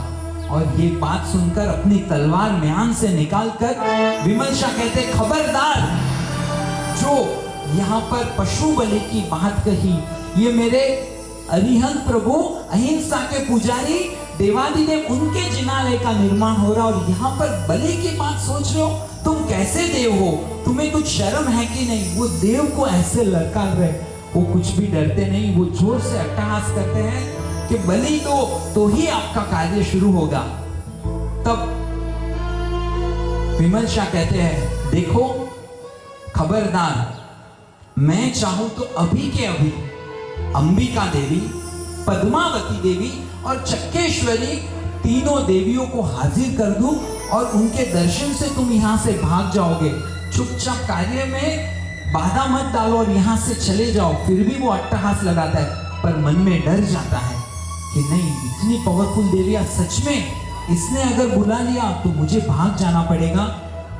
पर वो बाहर दिखाता नहीं वो देव। तब विमल शाह कहते हैं, फिर भी मैं उनको इस छोटी सी बात के लिए नहीं बुलाऊंगा। तुम्हें बलि चाहिए ना, तुम्हें पशु की बलि चाहिए। पशु की बलि ये प्रभु के शासन का श्रावक नहीं देगा, लेकिन मैं और मेरी श्राविका, हम 32 लक्षण युक्त सजोड़े तुम्हारे सामने हाजिर हो जाएंगे। तो हमारी बलि ले ले, पर कैसे भी करके ये जिनालय के कार्य में बाधा मत आने। और जब एक सिंह की ये ललकार सुनकर वो देव भी, क्रूर देव भी, मिथ्यात्वी देव भी हिल जाता है कि वाह क्या सत्व है। तब वो कहता है, मैंने जिंदगी में कई वीर पुरुषों को देखा, लेकिन आज मेरा सौभाग्य है कि आज मैंने एक सिंह को देखा, एक महावीर को देखा। आज से तुम्हारे कार्य में मैं यहाँ पर कभी विघ्न नहीं दूंगा। तुमको जो नैवेद्य आदि अर्पण करना है वो करो और सुखपूर्वक ये कार्य शुरू करो। पुण्यशालियों, ये विमल शाह जी ने ये जिनालय के निर्माण के लिए पहले तो अपने बेटे की, मतलब मिल सकता था पर के नहीं, और फिर सोने की ईंटें बिछाई और फिर खुद बलि देने के लिए तैयार हुए। ये अद्भुत अद्भुत विमल वसही जिनालय के दर्शन करने हम सब जाएंगे। लगभग 20 वर्ष ये जिनालय के निर्माण में लगे। और कहते हैं उस जमाने में 18 करोड़ से अधिक, लगभग 18.5 करोड़ उस जमाने में खर्च हुआ था। 1200 शिल्पी और 2000 कारीगर, इतने लोग कार्य करते थे। आप सोचो कितनी बड़ी नगरी बनी होगी, इतने लोगों का खाना पीना रहना, क्या व्यवस्था उन्होंने की होगी। आज जब विमल वसही जिनालय में जाते हैं और मात्र 5-7 व्यक्ति दिखते हैं, और वो भी जब घूमने आते हैं तो वापस घूमने के बहाने 5 मिनट भगवान के दर्शन करने की इच्छा जिनको होती है, उनको देखकर कभी कभी मुझे लगता है अगर विमल शाह, पता नहीं शायद वो महाविद्या में होंगे, देवलोक में होंगे, एक बार तो आकर हम सबको है ना एक मीठी थप्पड़ लगानी चाहिए कि कैसे तुम लोग हो। हाँ, ये जिनालय के लिए मैंने इतना कुछ बलिदान दे दिया और तुम यहाँ टूरिस्ट बनकर आते हो। पुण्यशालियों, ये अद्भुत अर्बुदगिरी ये टूरिस्ट स्पॉट नहीं, ये मेरे प्रभु के शासन के अध्यात्म का स्पॉट है। ये अद्भुत महातीर्थ है, हमारे भवो भव की भ्रमणा को मिटाने वाला ये महातीर्थ है। तो चलो उन महापुरुषों के वाइब्रेशंस, कहते हैं आप उपाश्रय में जाते हो, हम सब तो अच्छा लगता है, बराबर अच्छा लगता है, ऑब्वियसली अच्छा लगता है। क्यों? क्योंकि वहां पे समझो आप जब गुरु भगवंत यहाँ से विहार करेंगे, फिर भी आप जाओगे ना, आपको काफी दिन तक आपको लगेगा कि गुरु भगवंत की ऑरा, ये सभी महात्माओं की हुई साधना के अणु परमाणु हम महसूस कर पाएंगे। ये 100% है। तो वहां पर आज भी परमात्मा महावीर की साधना के अणु परमाणु, विमल शाह के समर्पण के सत्व के अणु परमाणु आज भी वहां पर हम महसूस कर सकते हैं।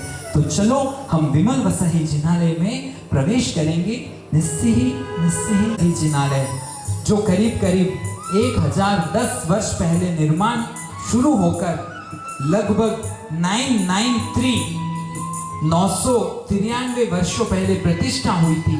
शायद सबसे प्राचीन जिनालयों में ये जिनालय का नाम शामिल है।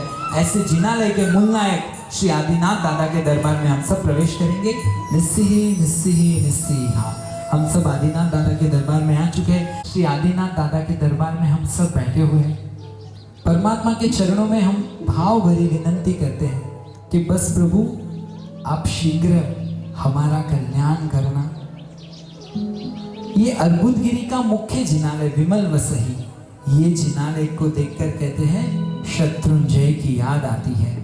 ये आदिनाथ दादा वैसे ही उतने बड़े नहीं, लेकिन एकदम वही मुख मुद्रा, वही गंभीरता, एक राजा का जो एक तेज होता है, एक 3 लोग के नाक का जो तेज होता है, वैसा ही एक तेज हम आदिनाथ दादा के चेहरे पर, मुखड़े पर हम देख सकते हैं।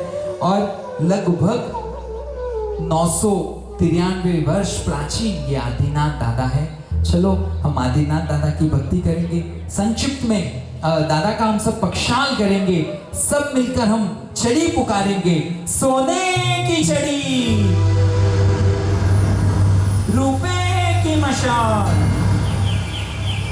जरियन का जामा, मोतियन की माला, आजू से बाजू से निगाह रखो, जीव दया प्रतिपादक देवाधिदेव फ्रंट लोकनाथ शत्रुंजय तीर्थाधिपति अद्भुत गिरिमंडल नाभिराया कुलचंदन माता मरु देवी नावाला श्री आदिनाथ दादा ने घनी कम्मा घनी कम्मा घनी कम्मा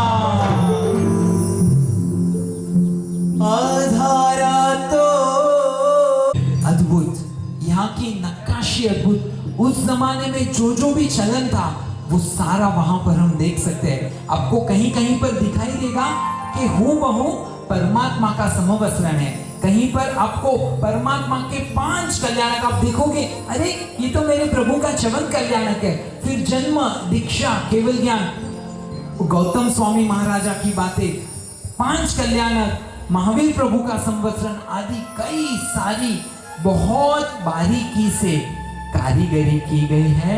और बहुत दुख होता है जब दूसरे अन्य धर्म के 1000 लोग आते हैं और वो आश्चर्यचकित हो जाते हैं। उनके मुंह से वाह वाह निकलता है कि वाह क्या ये जैनों ने जिनालय बनाया है। फॉरेनर्स भी खुश होते हैं, पर वहां पर अपने लोग बहुत कम होते हैं। क्यों ऐसा? क्यों हम नए तीर्थ, हाईवे टच तीर्थ, जहां पे सुविधा है, एसी, क्या अपना धर्म इतना कच्चा है कि अपने को फैसिलिटी ही चाहिए? थोड़ा 19-20 से तो नहीं चलता। क्या हम लोग इतने कच्चे हैं? एक दिन के कितने रिसोर्ट में जाते हैं? ऐसा होता है कि जब घूमने जाते हैं तो एक दिन में 4-5 रिसोर्ट में घूम के आते हैं। हाँ जी, एक रिसोर्ट में कितने दिन रहते हैं? 1 दिन, 2 दिन, 3 दिन। मैं भी जाता हूँ, संसार है, कभी जाते हैं। क्यों 3 दिन रहते भैया? क्यों 3 दिन रहते? हाँ, भरपूर पाप करने, बराबर। और हमारा ये तो पुण्यशाली है, इनको पता है कि मैं वहां पे पाप कर रहा हूं। लेकिन नॉर्मल आम लोग, बाल जी, वो क्या कहते हैं पता है? कि बेटा वो वातावरण एंजॉय करना, बेटा वो क्लाइमेट, बेटा ये फैसिलिटीज फील करनी। 3-4 दिन रहो तो कोई तो वातावरण समझ आवे।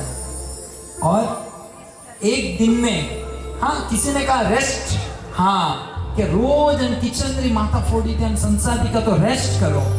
और परमात्मा के शासन के तीर्थों में जाते हैं तो कोई इतिहास से लेना देना नहीं, भगवान के बारे में पता नहीं। दिन के कितने तीर्थ किए? तो के 10 तीर्थ। एक माझी मिले कि भैया आज मैंने 11 तीर्थों की यात्रा की। मैंने बोला वाह कमाल कर दिया, खूब को अनुमोदना। कौन से तीर्थ? तो 2-3 नाम बोले। एक तीर्थ का मैंने पूछा कि वहां के मूलनायक भगवान कौन? कि वो तो याद नहीं है, वो तो पता नहीं। यानी हम किस भाग दौड़ में जा रहे हैं? दिन के 5 तीर्थ किए, 10 तीर्थ किए, किसको दिखाना है? देखो मैं ऐसा नहीं बोलता कि नहीं करना चाहिए। अगर हम यात्रा में निकले हैं, कभी कभार जाना है, दूर है, और कभी ऐसे कर लिया तो बात अलग है। लेकिन वही धारा कि बस दिन के 5 तीर्थ किए, 7 तीर्थ किए, नहीं। कभी ऐसा करो कि एक तीर्थ में जाकर 4 दिन रहो, 5 दिन रहो, 3 दिन रहो। आप आपसे दादा बात ना करे तो आप पूछना कि मुझसे दादा ने बात नहीं। दादा बात करने के लिए तैयार है।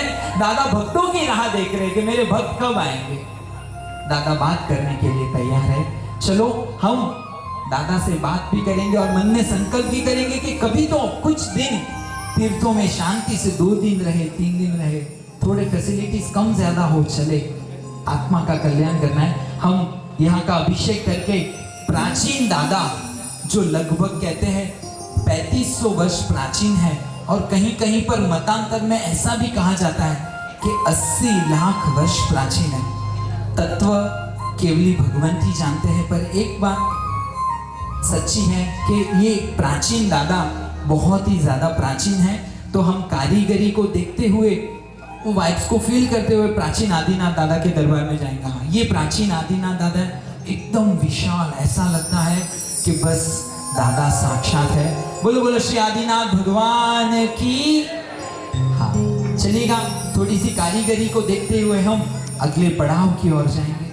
वही कहना होगा कि कहीं पर भी उन्होंने अपने हाथ से शिलालेख नहीं लिखा कि ये जिनालय विमल शाह ने बनाया, कहीं पर भी नहीं लिखा। समय बीतता गया और उनके देवलोक होने के बाद, उनके तो बेटे कोई थे नहीं, लेकिन उनके भाई के जो परिवार के जो वंशज थे, उन्होंने सोचा कि मेरे काका ने, मेरे छोटे दादा ने इतना अद्भुत जिनालय का निर्माण किया, वो तो निष्प्रुह ही थे, उनको तो कुछ भी नाम का लेना देना नहीं, लेकिन भविष्य में कुछ प्रॉब्लम्स ना हो इसके लिए उन्होंने वहां पर शिलालेख लिखवाया कि ये जिनालय विमल शाह ने बनवाया।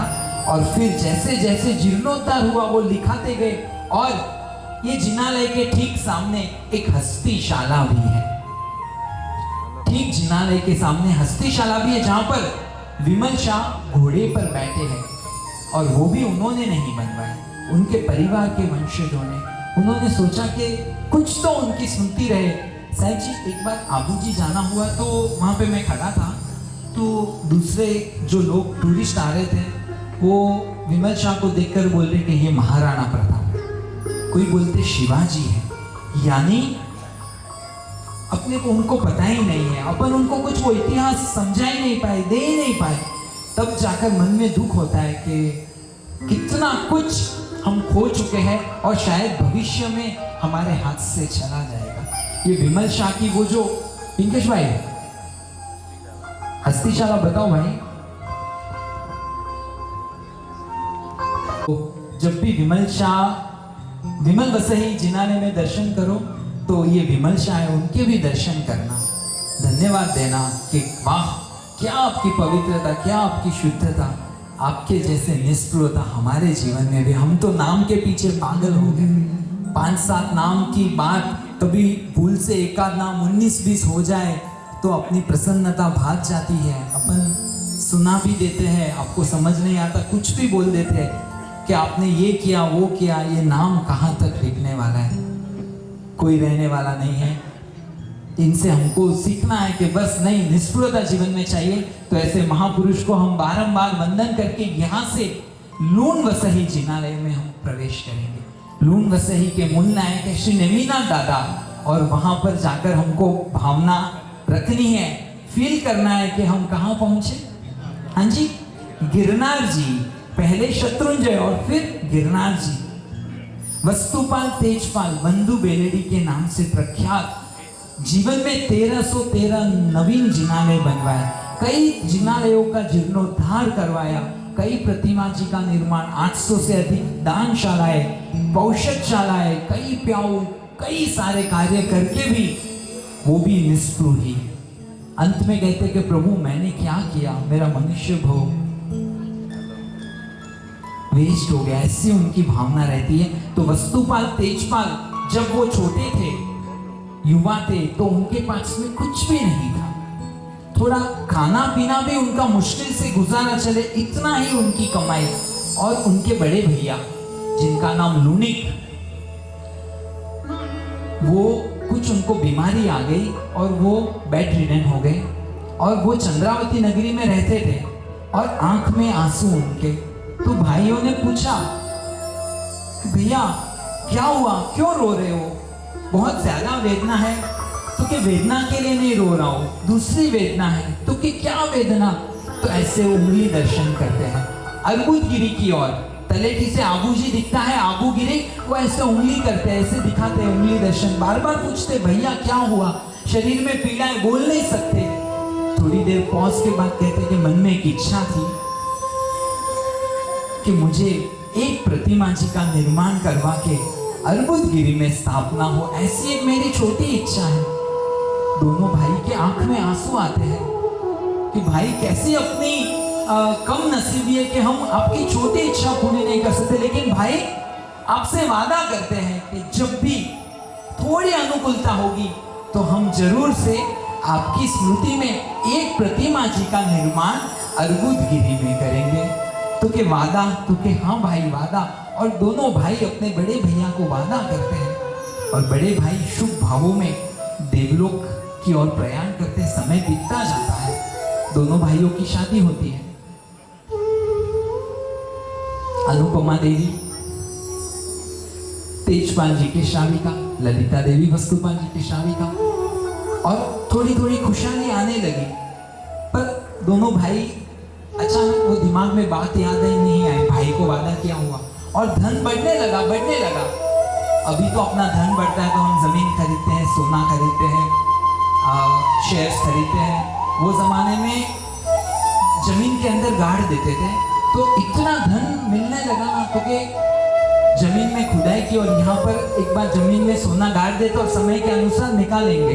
और जैसे ही गड्ढा बनाया सोना गाड़ने के लिए तो पुण्य जागृत हुआ था और अंदर से सोना निकला। तो दोनों भाई तो हैरान हो गए, क्या करना। और हम कई बार सोचते हैं कि लेडीज को क्या पूछना, कुछ बातें उनसे पूछनी भी चाहिए अगर अपने में लिमिटेड सब्जेक्ट हो तो। और वहां पर वस्तुपाल ने अपने छोटे भाई की श्राविका को यानी अनुपमा देवी को पूछते हैं कि बहन क्या करना चाहिए, इतना सोना निकला है जमीन से, पुराना भी पड़ा है, तो क्या आप भूल गए? आपने बड़े भैया को वादा किया था। तो कि हाँ भूल गए, तो अभी कार्य शुरू करो। और अगर नीचे जाना है यानी दुर्गति में जाना है, नरक में जाना है, तो पैसा करके पैसे को, सोने को जमीन में गाड़ो। और सदगति में जाना है, ऊंची गति में जाना है, तो जिनालय का निर्माण कराओ, परमात्मा के जिनालय पर ध्वजा फहराओ। और उनसे प्रेरणा लेकर ये दोनों भाई यहीं पर जिनालय का निर्माण कार्य शुरू करवाते हैं। और जानकर सबको आश्चर्य होगा कि भाई बहुत बिजी थे दोनों, मंत्रीश्वर गुजरात के, तो सारा कार्य ज्यादातर अनुपमा देवी संभालते थे। प्रभु के शासन में जो भी उत्तम कार्य हुए ना, उसमें हमारी श्राविकाओं का भी बहुत हद तक रोल रहा है। आप आपका त्याग भूल नहीं सकते। कई बार आपको भी लगता होगा कि नहीं हमने क्या किया, नहीं, हमारे पूर्वज बहुत सारे श्राविकाओं ने उत्तम कार्य किए। और अनुपमा देवी का नियम था, जितने भी लोग आए उनके घर पे उन सभी को वो प्रेम से भोजन कराते, साधर्मिक भक्ति कराते और फिर आयनबिल करते थे, उनका रोज का वो नियम। और एक बार यहाँ जिनालय का निर्माण का कार्य शुरू करने की तैयारी, और उनका वो रोज का नियम भोजन कराना, सभी को सदाव्रत खोला हुआ था। और एक बार एक भाई मिलते हैं और अनुपमा देवी पूछते कि भाई आप कौन हो? तो कि मैं एक शिल्पी हूँ, और तो कि हमारे जिनालय का काम शुरू करना आप करोगे? तो वो शिल्पी है ना, थोड़े मतलब पावरफुल एटीट्यूड थे कि मैं जहाँ मेरा 100% लगेगा मेरा वर्क, तो ही मैं कार्य करूँगा। तो उनको वो परमिशन देते कि बस अद्भुत जिनालय का निर्माण कार्य शुरू करना है। और वो शोभन देव शिल्पी वहाँ पर जिनालय के निर्माण का कार्य शुरू करते रहते। थोड़ा समय बीतता है और जिनालय का कार्य पूर्ण हो जाता है। सभी शिल्पी लोग आते हैं अनुपमा देवी के पास, अनुपमा देवी जी कार्य पूर्ण हो चुका है, आप एक बार पधार कर निरीक्षण कर लीजिए। कहते हैं जब ये जिनालय का निर्माण कार्य चल रहा था, आबू में टेम्परेचर्स कई बार है ना माइनस भी होते हैं, 0 भी होते हैं। तो जो कार्य करने वाले थे ना, उनके लिए मशालों की व्यवस्था की जाती थी। उनके भोजन आदि की व्यवस्था की जाती थी। आपको जानकर आश्चर्य होगा कि वो थक जाते ना तो उनके लिए मालिश करने वाले रहते थे। क्यों? कि ये शिल्पी है, आपको शाखा रहेगी तो आप अद्भुत जिनालय का सर्जन कर पाओगे। और वहां पे वो कहते हैं कि जिनालय कार्य पूर्ण हुआ। आप देखिए, निरीक्षण कीजिए और हमको आज्ञा दीजिए। और अनुपमा देवी पूरा जिनालय का निरीक्षण करते हैं और कहते हैं कि अगर अनुकूलता हो तो और थोड़ी बारीकी से कारीगरी करो। आप जितना कारीगरी करोगे और जो भूसा आएगा, जो वेस्ट मटेरियल है मार्बल का, उसके वजन की मैं आपको चांदी दूंगी। कौन कहते हैं? हाँ जी, अनुपमा देवी। और कुछ महीने कार्य चलता है और उसके वजन की चांदी देती है। और फिर कहते हैं वो शिल्पी लोग कि हम लोग चले, तो कि नहीं, और थोड़ा बारीक करो, उसके वजन का मैं आपको सोना दूंगी। और बारीकी से कारीगरी करते हैं और फिर उसके वजन का उनको सोना दिया जाता है। और फिर एक स्टेप आगे बढ़कर रत्न दिए जाते हैं, ओरिजिनल मोती भी दिए जाते हैं। फिर वो कहते हैं कि और कारीगरी करो बारीक तो मैं आपको हीरे दूंगी। वे कारीगर लोग हाथ जोड़ते हैं, देवी जी इससे ज्यादा बारीक हम नहीं कर पाएंगे। तो वहां पे वो देखते हैं कि अद्भुत सर्जन हुआ है। और अपने चूंकि अपने भाई की स्मृति में निर्माण किया था, उनके भाई का नाम लूनिग, तो ये जिनालय का नाम लून वसही हुआ। आप जो बारीक कारीगरी देखोगे ना तो स्वतः ही आपको एहसास होगा कि वास्तव में सोना आदि तोल कर ये कारीगरी का किया गया है। चलो हम सब लून वसही जिनालय में प्रवेश करेंगे। 52 जिनालय युक्त देवी है। कई सारी यहाँ पर विशेषता है, जैसे भगवान पर लंचन ऋषभ का होता है और प्रभु के मस्तक पर सर्प है। परिकर ब्लैक है, प्रभु व्हाइट है। यानी कितने सारे रहस्य ये अर्बुद गिरी में छुपे हुए, वो शायद ज्ञानी भगवंत ही जानते हैं कि वो पीछे का रहस्य क्या है। ये जो हस्तिशाला है, यहाँ पर भी हस्तिशाला बनाए गए। पूछा गया कि क्यों हस्तिशाला का निर्माण किया गया, तो वो जो जमाना था, अभी तो इतनी सारी टेक्नोलॉजी है, लॉरी है, व्हीकल्स है। उस जमाने में अंबाजी के जो जंगल है, जो पहाड़ है, वहां से मार्बल आता था हाथी पर लाद कर वो मार्बल लाया जाता था। और हाथियों ने भी ये जिनालय के निर्माण में अपना सहयोग दिया है। उनको याद करने के लिए ये हस्तिशाला का निर्माण किया गया है। तब वो बात याद आती है ताजमहल की। कहते हैं ताजमहल का जिन्होंने भी निर्माण किया, उनके हाथ काटे गए। बराबर ऐसा हम बचपन से सुनते आ रहे कि शाहजहां ने निर्माण किया, तो कि वापिस ऐसी कोई निर्माण ना कर ले। ऐसी क्रूर भावना, ऐसी क्रूरत्व जो विदेशी संस्कृति में है कि कारीगरों के हाथ काट दिए जाते हैं, या हमारे संस्कृति में कारीगरों की सेवा के लिए मालिश वालों को रखा जाता है, उनके भोजन की उचित व्यवस्था की जाती है। और साथ साथ हाथियों की स्मृति में भी हस्तिशाला का निर्माण किया जाता है। ये मेरे परमात्मा महावीर देव की शासन की भव्यता है, प्रभु के जिन शासन की ये महत्वता है, ये आर्य संस्कृति की सुंदरता है। ऐसा है हमारा भारत देश, ऐसा अद्भुत है हमारा ये जिन शासन। तो ऐसे जिन शासन को, ऐसे परमात्मा महावीर के अद्भुत जिनालयों को बारंबार वंदन करते हुए इन महापुरुषों के यहाँ पर प्रतिमा जी का निर्माण किया गया है, उनके भी दर्शन करेंगे और उनसे भी प्रार्थना करेंगे आपके गुण थोड़े हम में आ जाए, थोड़े तो गुण हमारे में भी आ जाए, तो हमारा भी कल्याण हो जाए। कि क्या क्या उनका जीवन था, क्या पवित्रता, क्या निर्मलता। जोरदार जोरदार वस्तुपाल तेजपाल। चलेगा, यहाँ से हम 2 जिनालय के दर्शन के, यहाँ से हम सीधा, हाँ ये एक विशिष्टता है, नीचे से देखेंगे ना तो समवसरण चौमुखी भगवान कौशक मुद्रा में, हस्तिशाला में, और ऊपर भगवान और उसके ऊपर भी भगवान, यानी 3 मंजिला, एक ही फ्लोर में 3 मंजिला चौमुखी जिनालय। ऐसे तो कई सारी विशिष्टता है। ये आबूगिरी में है, जैसा कि कहा कि कई सारे रहस्यों को अपने अंदर ये अर्बुदगिरी छुपा कर बैठा है। चलो हम यहाँ से पित्तलहर जिनालय में प्रवेश करेंगे। आदिनाथ दादा वहाँ पर विराज रहे और हमें ऐसी भावना बानी है कि हम अष्टापज्जी में आदिनाथ दादा के दर्शन कर रहे हैं। ये जिनालय पूरा थोड़ा सा उजड़ा हुआ है और ऐसा लगता है जिनालय के दर्शन करके कि ये पूर्ण ही नहीं हुआ। तो इसमें ऐसा कहा जाता है कि जब मेवाड़ के महाराजा महाराणा प्रताप मुगलों से बचाने के लिए युद्ध लड़ रहे थे, उसी समय ये जिनालय का निर्माण कार्य भामाशाह ने शुरू करवाया। और फिर जब उनको पता चला कि महाराणा प्रताप देश के लिए लड़ रहे, संस्कृति को बचाने के लिए लड़ रहे, तो उनके पास जाकर अपनी पूरी संपत्ति उनके चरणों में रखते कि महाराणा प्रताप आप लड़िए, मुझे पहले मेरा देश प्यारा है। वो भामाशाह ने ये जिनालय का निर्माण कार्य शुरू करवाया, पर पूरी रकम वहां देने से ये कार्य पेंडिंग रह गया, ऐसा एक उल्लेख है। और एक दूसरा उल्लेख दूसरा भी है कि भाई ये महाराजा भीमदेव ने बनवाया। तो अभी सत्य क्या है वो तो केवल ज्ञानी भगवंत ही जानते हैं, लेकिन एक बात तय है कि ये भी एक रहस्य है। और अद्भुत अद्भुत पित्तलहर के आदिनाथ दादा है, उनके भी हम दर्शन करेंगे। लगभग 8000 वो कार्य पूरा हो नहीं पाया। एक बार चालू किया कार्य अधूरा रहा, दूसरी बार चालू किया कार्य अधूरा रहा, आज तक ये कार्य पूरा अधूरा है।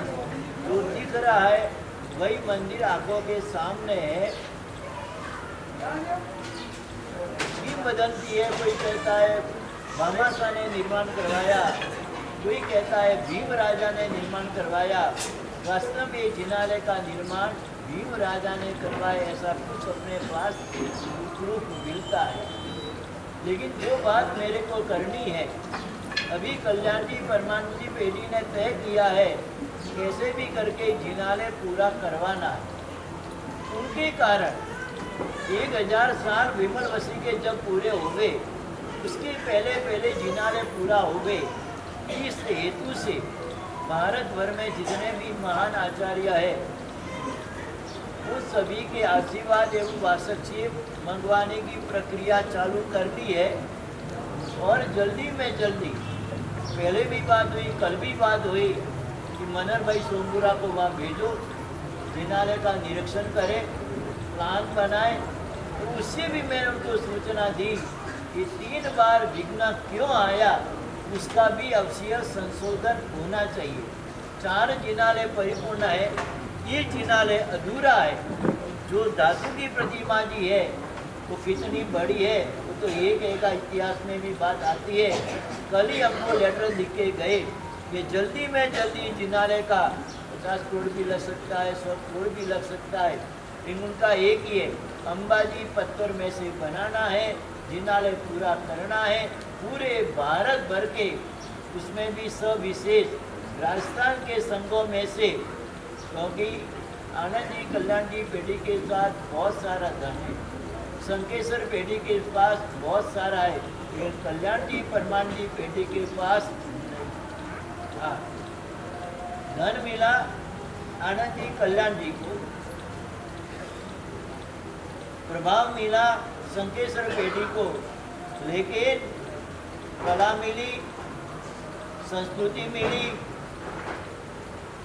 और जो साहित्य और शिल्प मिला वो कल्याण जी परमानंद जी पेढ़ी मिश्र आदिनाथ भगवान। तो कहने की बात सभा संघ को इतना ही कहना है, कब ये शुरुआत होगी जब देखा जाएगा, लेकिन उस समय आपको गौरव होना चाहिए कि मरुधर का तीर्थ, और लगभग शीघ्र ही 1 साल 2 साल 3 साल में निरीक्षण भी होगा, परीक्षण भी होगा। और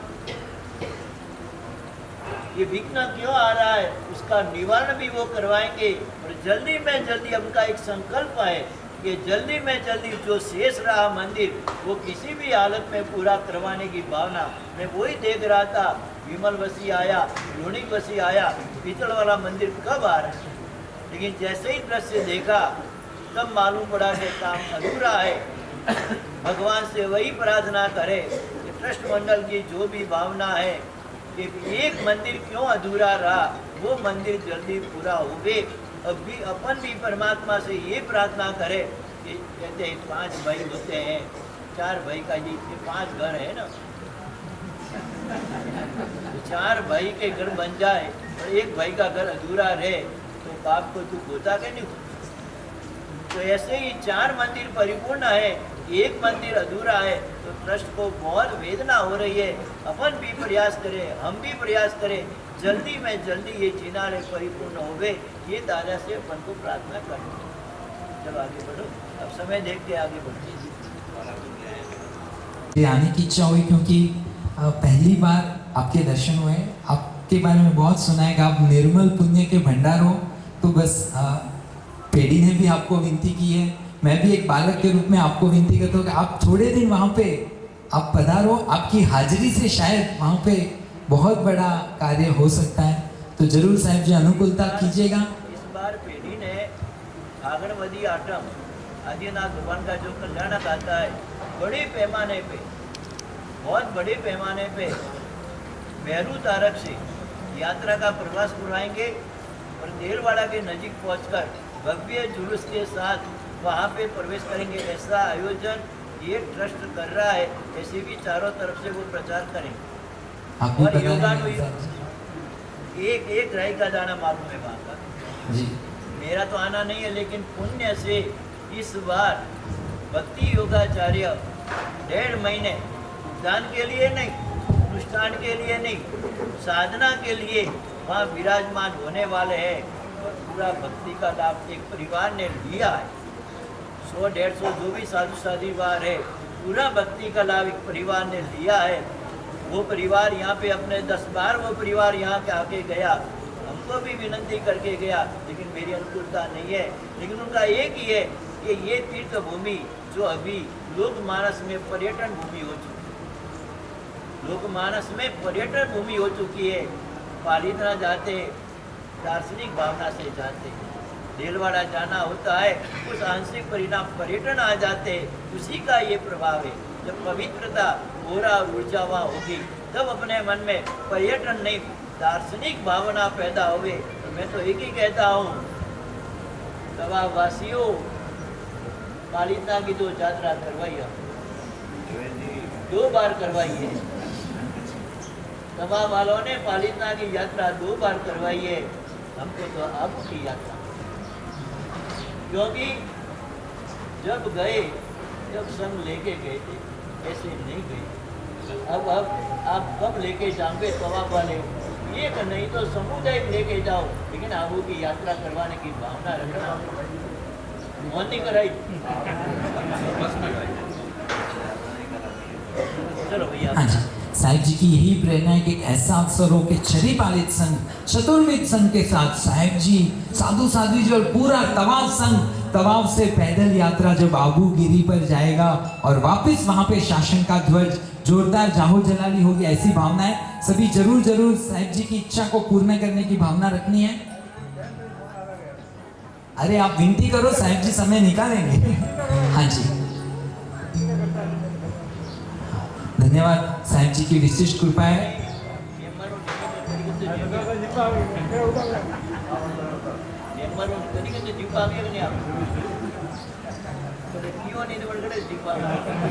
बच्चा भी रोएगा तभी तो माँ को पता चलेगा कि बच्चे को भूख लगी है। हाँ जी, चलेगा। अब यहाँ से आदिनाथ दादा के दर्शन करके लगभग 8000 किलो के भगवान है, ऐसा कहा जाता है। पीतल की अधिकता होने से, वैसे तो पंच धातुओं पर पीतल की अधिकता होने से ये जिनालय का नाम पीतलहर भी है, भीमदेव का भी जिनालय कहा जाता है। तो यहाँ से हम चौथा जिनालय, जहाँ पर पार्श्वनाथ दादा विराजमान है, जिनालय का नाम खरतर वसही जिनालय है। हाँ, ये सबसे ऊंचा शिखर वाला जिनालय है। चौमुख जी पार्श्वनाथ दादा है, और यहाँ पर जाकर हमको ऐसा फील होता है कि हम शिखर जी आए हैं। ऐसे जिनालय में हम प्रवेश करेंगे। रहस्य की बात, कोई कहते हैं कि ये कारीगरों ने बनवाया, जो मटेरियल इतने सालों से बचा था वो सारा मटेरियल इकट्ठा करके कारीगरों ने सोचा कि हम भी कुछ तो यहाँ अपना योगदान दे, और इसीलिए यहाँ पे कई सारे स्तंभ अलग अलग दिखते हैं। कोई ब्लैक होता है, आधा वाइट होता है, अभी रहस्य तो केवली जाने। और ऐसा भी उल्लेख है कि खरतर गज के श्रावकों ने निर्माण किया, तो खरतर वैसे ही अभी तत्व तो केवली जाते हैं। यहाँ पे भी हम पार्श्वनाथ दादा के दर्शन करेंगे।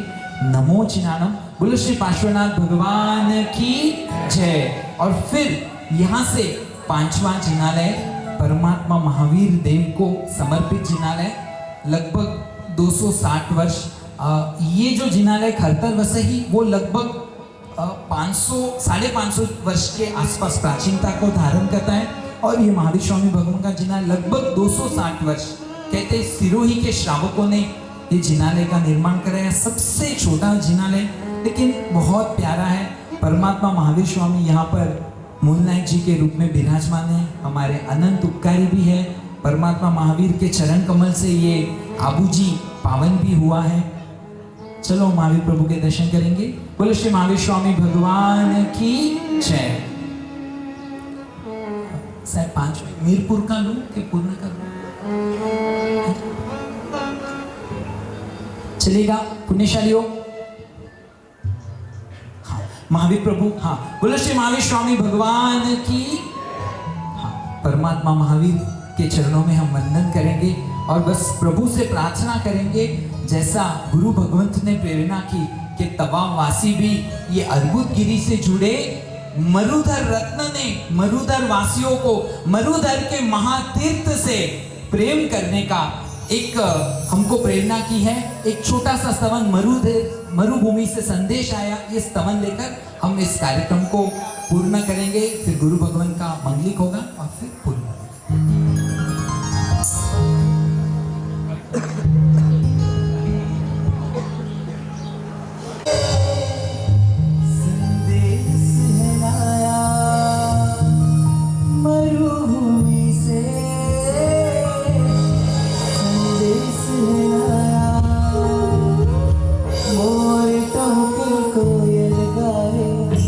देश बुलाए पधारो आदेश्वर दरबार, सुनते सुनते लक्ष्मण गान। पधारो आदेश्वर दरबार, सुनते सुनते लक्ष्मण गान।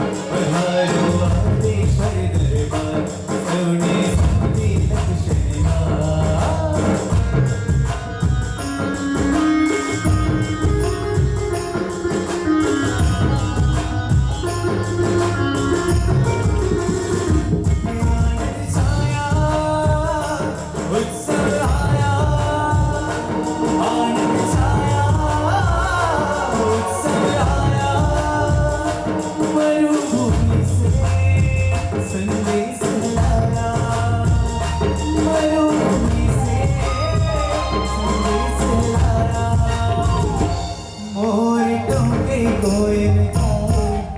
देश बुलाए पधारो आदेश्वर दरबार, सुनते लक्ष्मण गान। पधारो आदेश्वर दरबार, सरिया मानव की झलकार। पधारो आदेश्वर दरबार, केसर से तिलक सरकार। पधारो आदेश्वर दरबार, सरिया मानव की झलकार। अर्बुद गिरी की भाव यात्रा में जिना के विरुद्ध कुछ भी कहने में आया हो, परमात्मा की आशात ना हुई हो, गुरु भगवंतों की आशात ना हुई हो, श्री संघ में किसी भी पुण्यात्मा की आशात ना हुई हो, तो त्रिविधे निचान दुकड़ा। बस एक ही विनंती, हम राजस्थान आते रहते हैं, 1 दिन 2 दिन कैसे भी करके निकालिए और ये आबू देलवाड़ा अचलगढ़ मीरपुर की यात्रा कीजिए। नहीं तो कहीं 50-100 साल के बाद हमको ऐसा ना कहना पड़े, जैसे आज हम कहते हैं कि गिरनार की 5वीं टूक हमारी थी, ऐसा कहते कहीं भविष्य में ऐसा कहना ना पड़े कि वो तीर्थ अपनो तू, वो ना कहना है। तो इसके लिए सभी को जब भी अनुकूलता हो अर्बुद गिरी महातीर्थ की, देलवाड़ा महातीर्थ की और राजस्थान के प्राचीन तीर्थों की यात्रा करने जरूर पधारना है। बोलो श्री आदिनाथ भगवान की जय।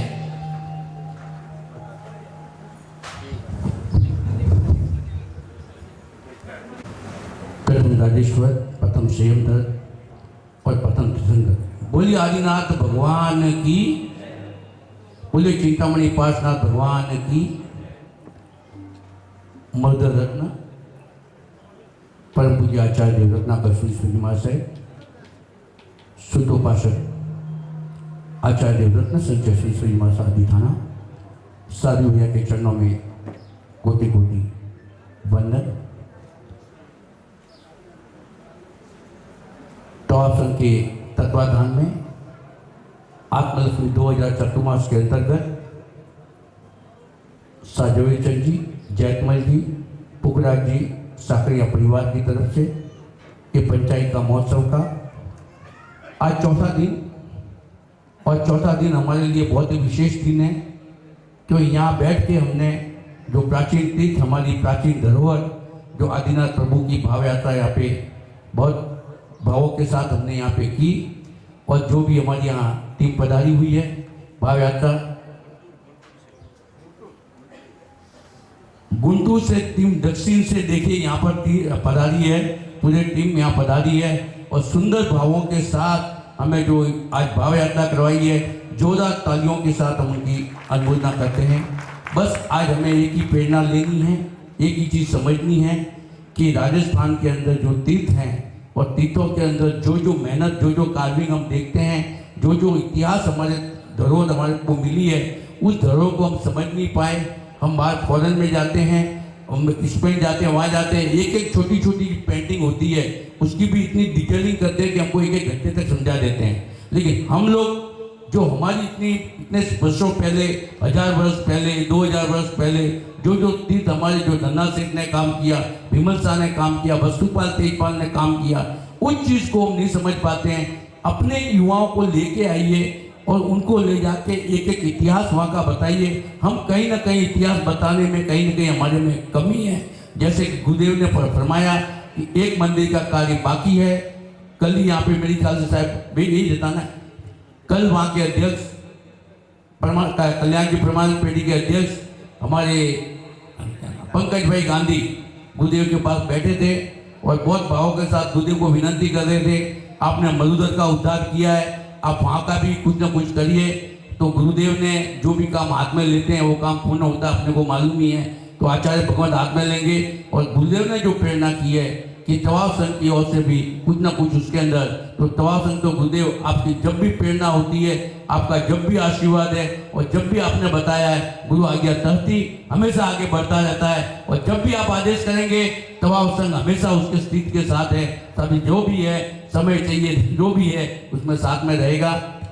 आज दोपहर को एक मिनट और 3 भैया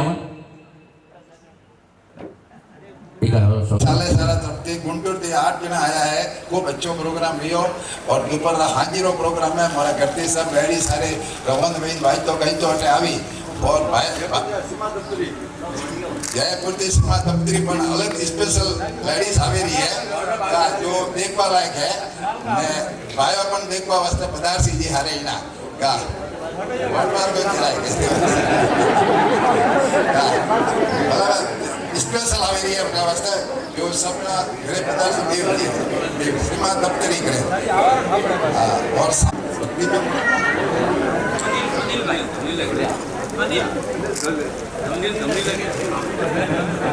सामना भक्ति बने जो सबना जरूर जरूर पदार्थ जी धनील कसोटिया और तीनों टाइम दो टाइम री बार ऊपर ही सामने सब साथ में भक्ति रो सबना लाभ दिन बता जरो। आज शिवदर्दी संघ पण आयो है, मैं वे पण खूब आभार है।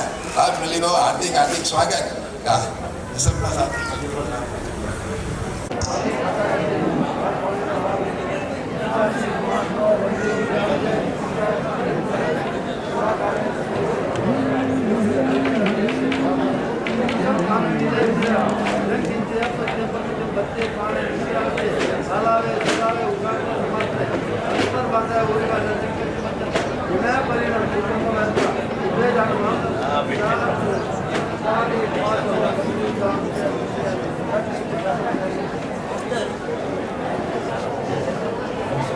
देखिए गुरुदेव ने जो भावना भाई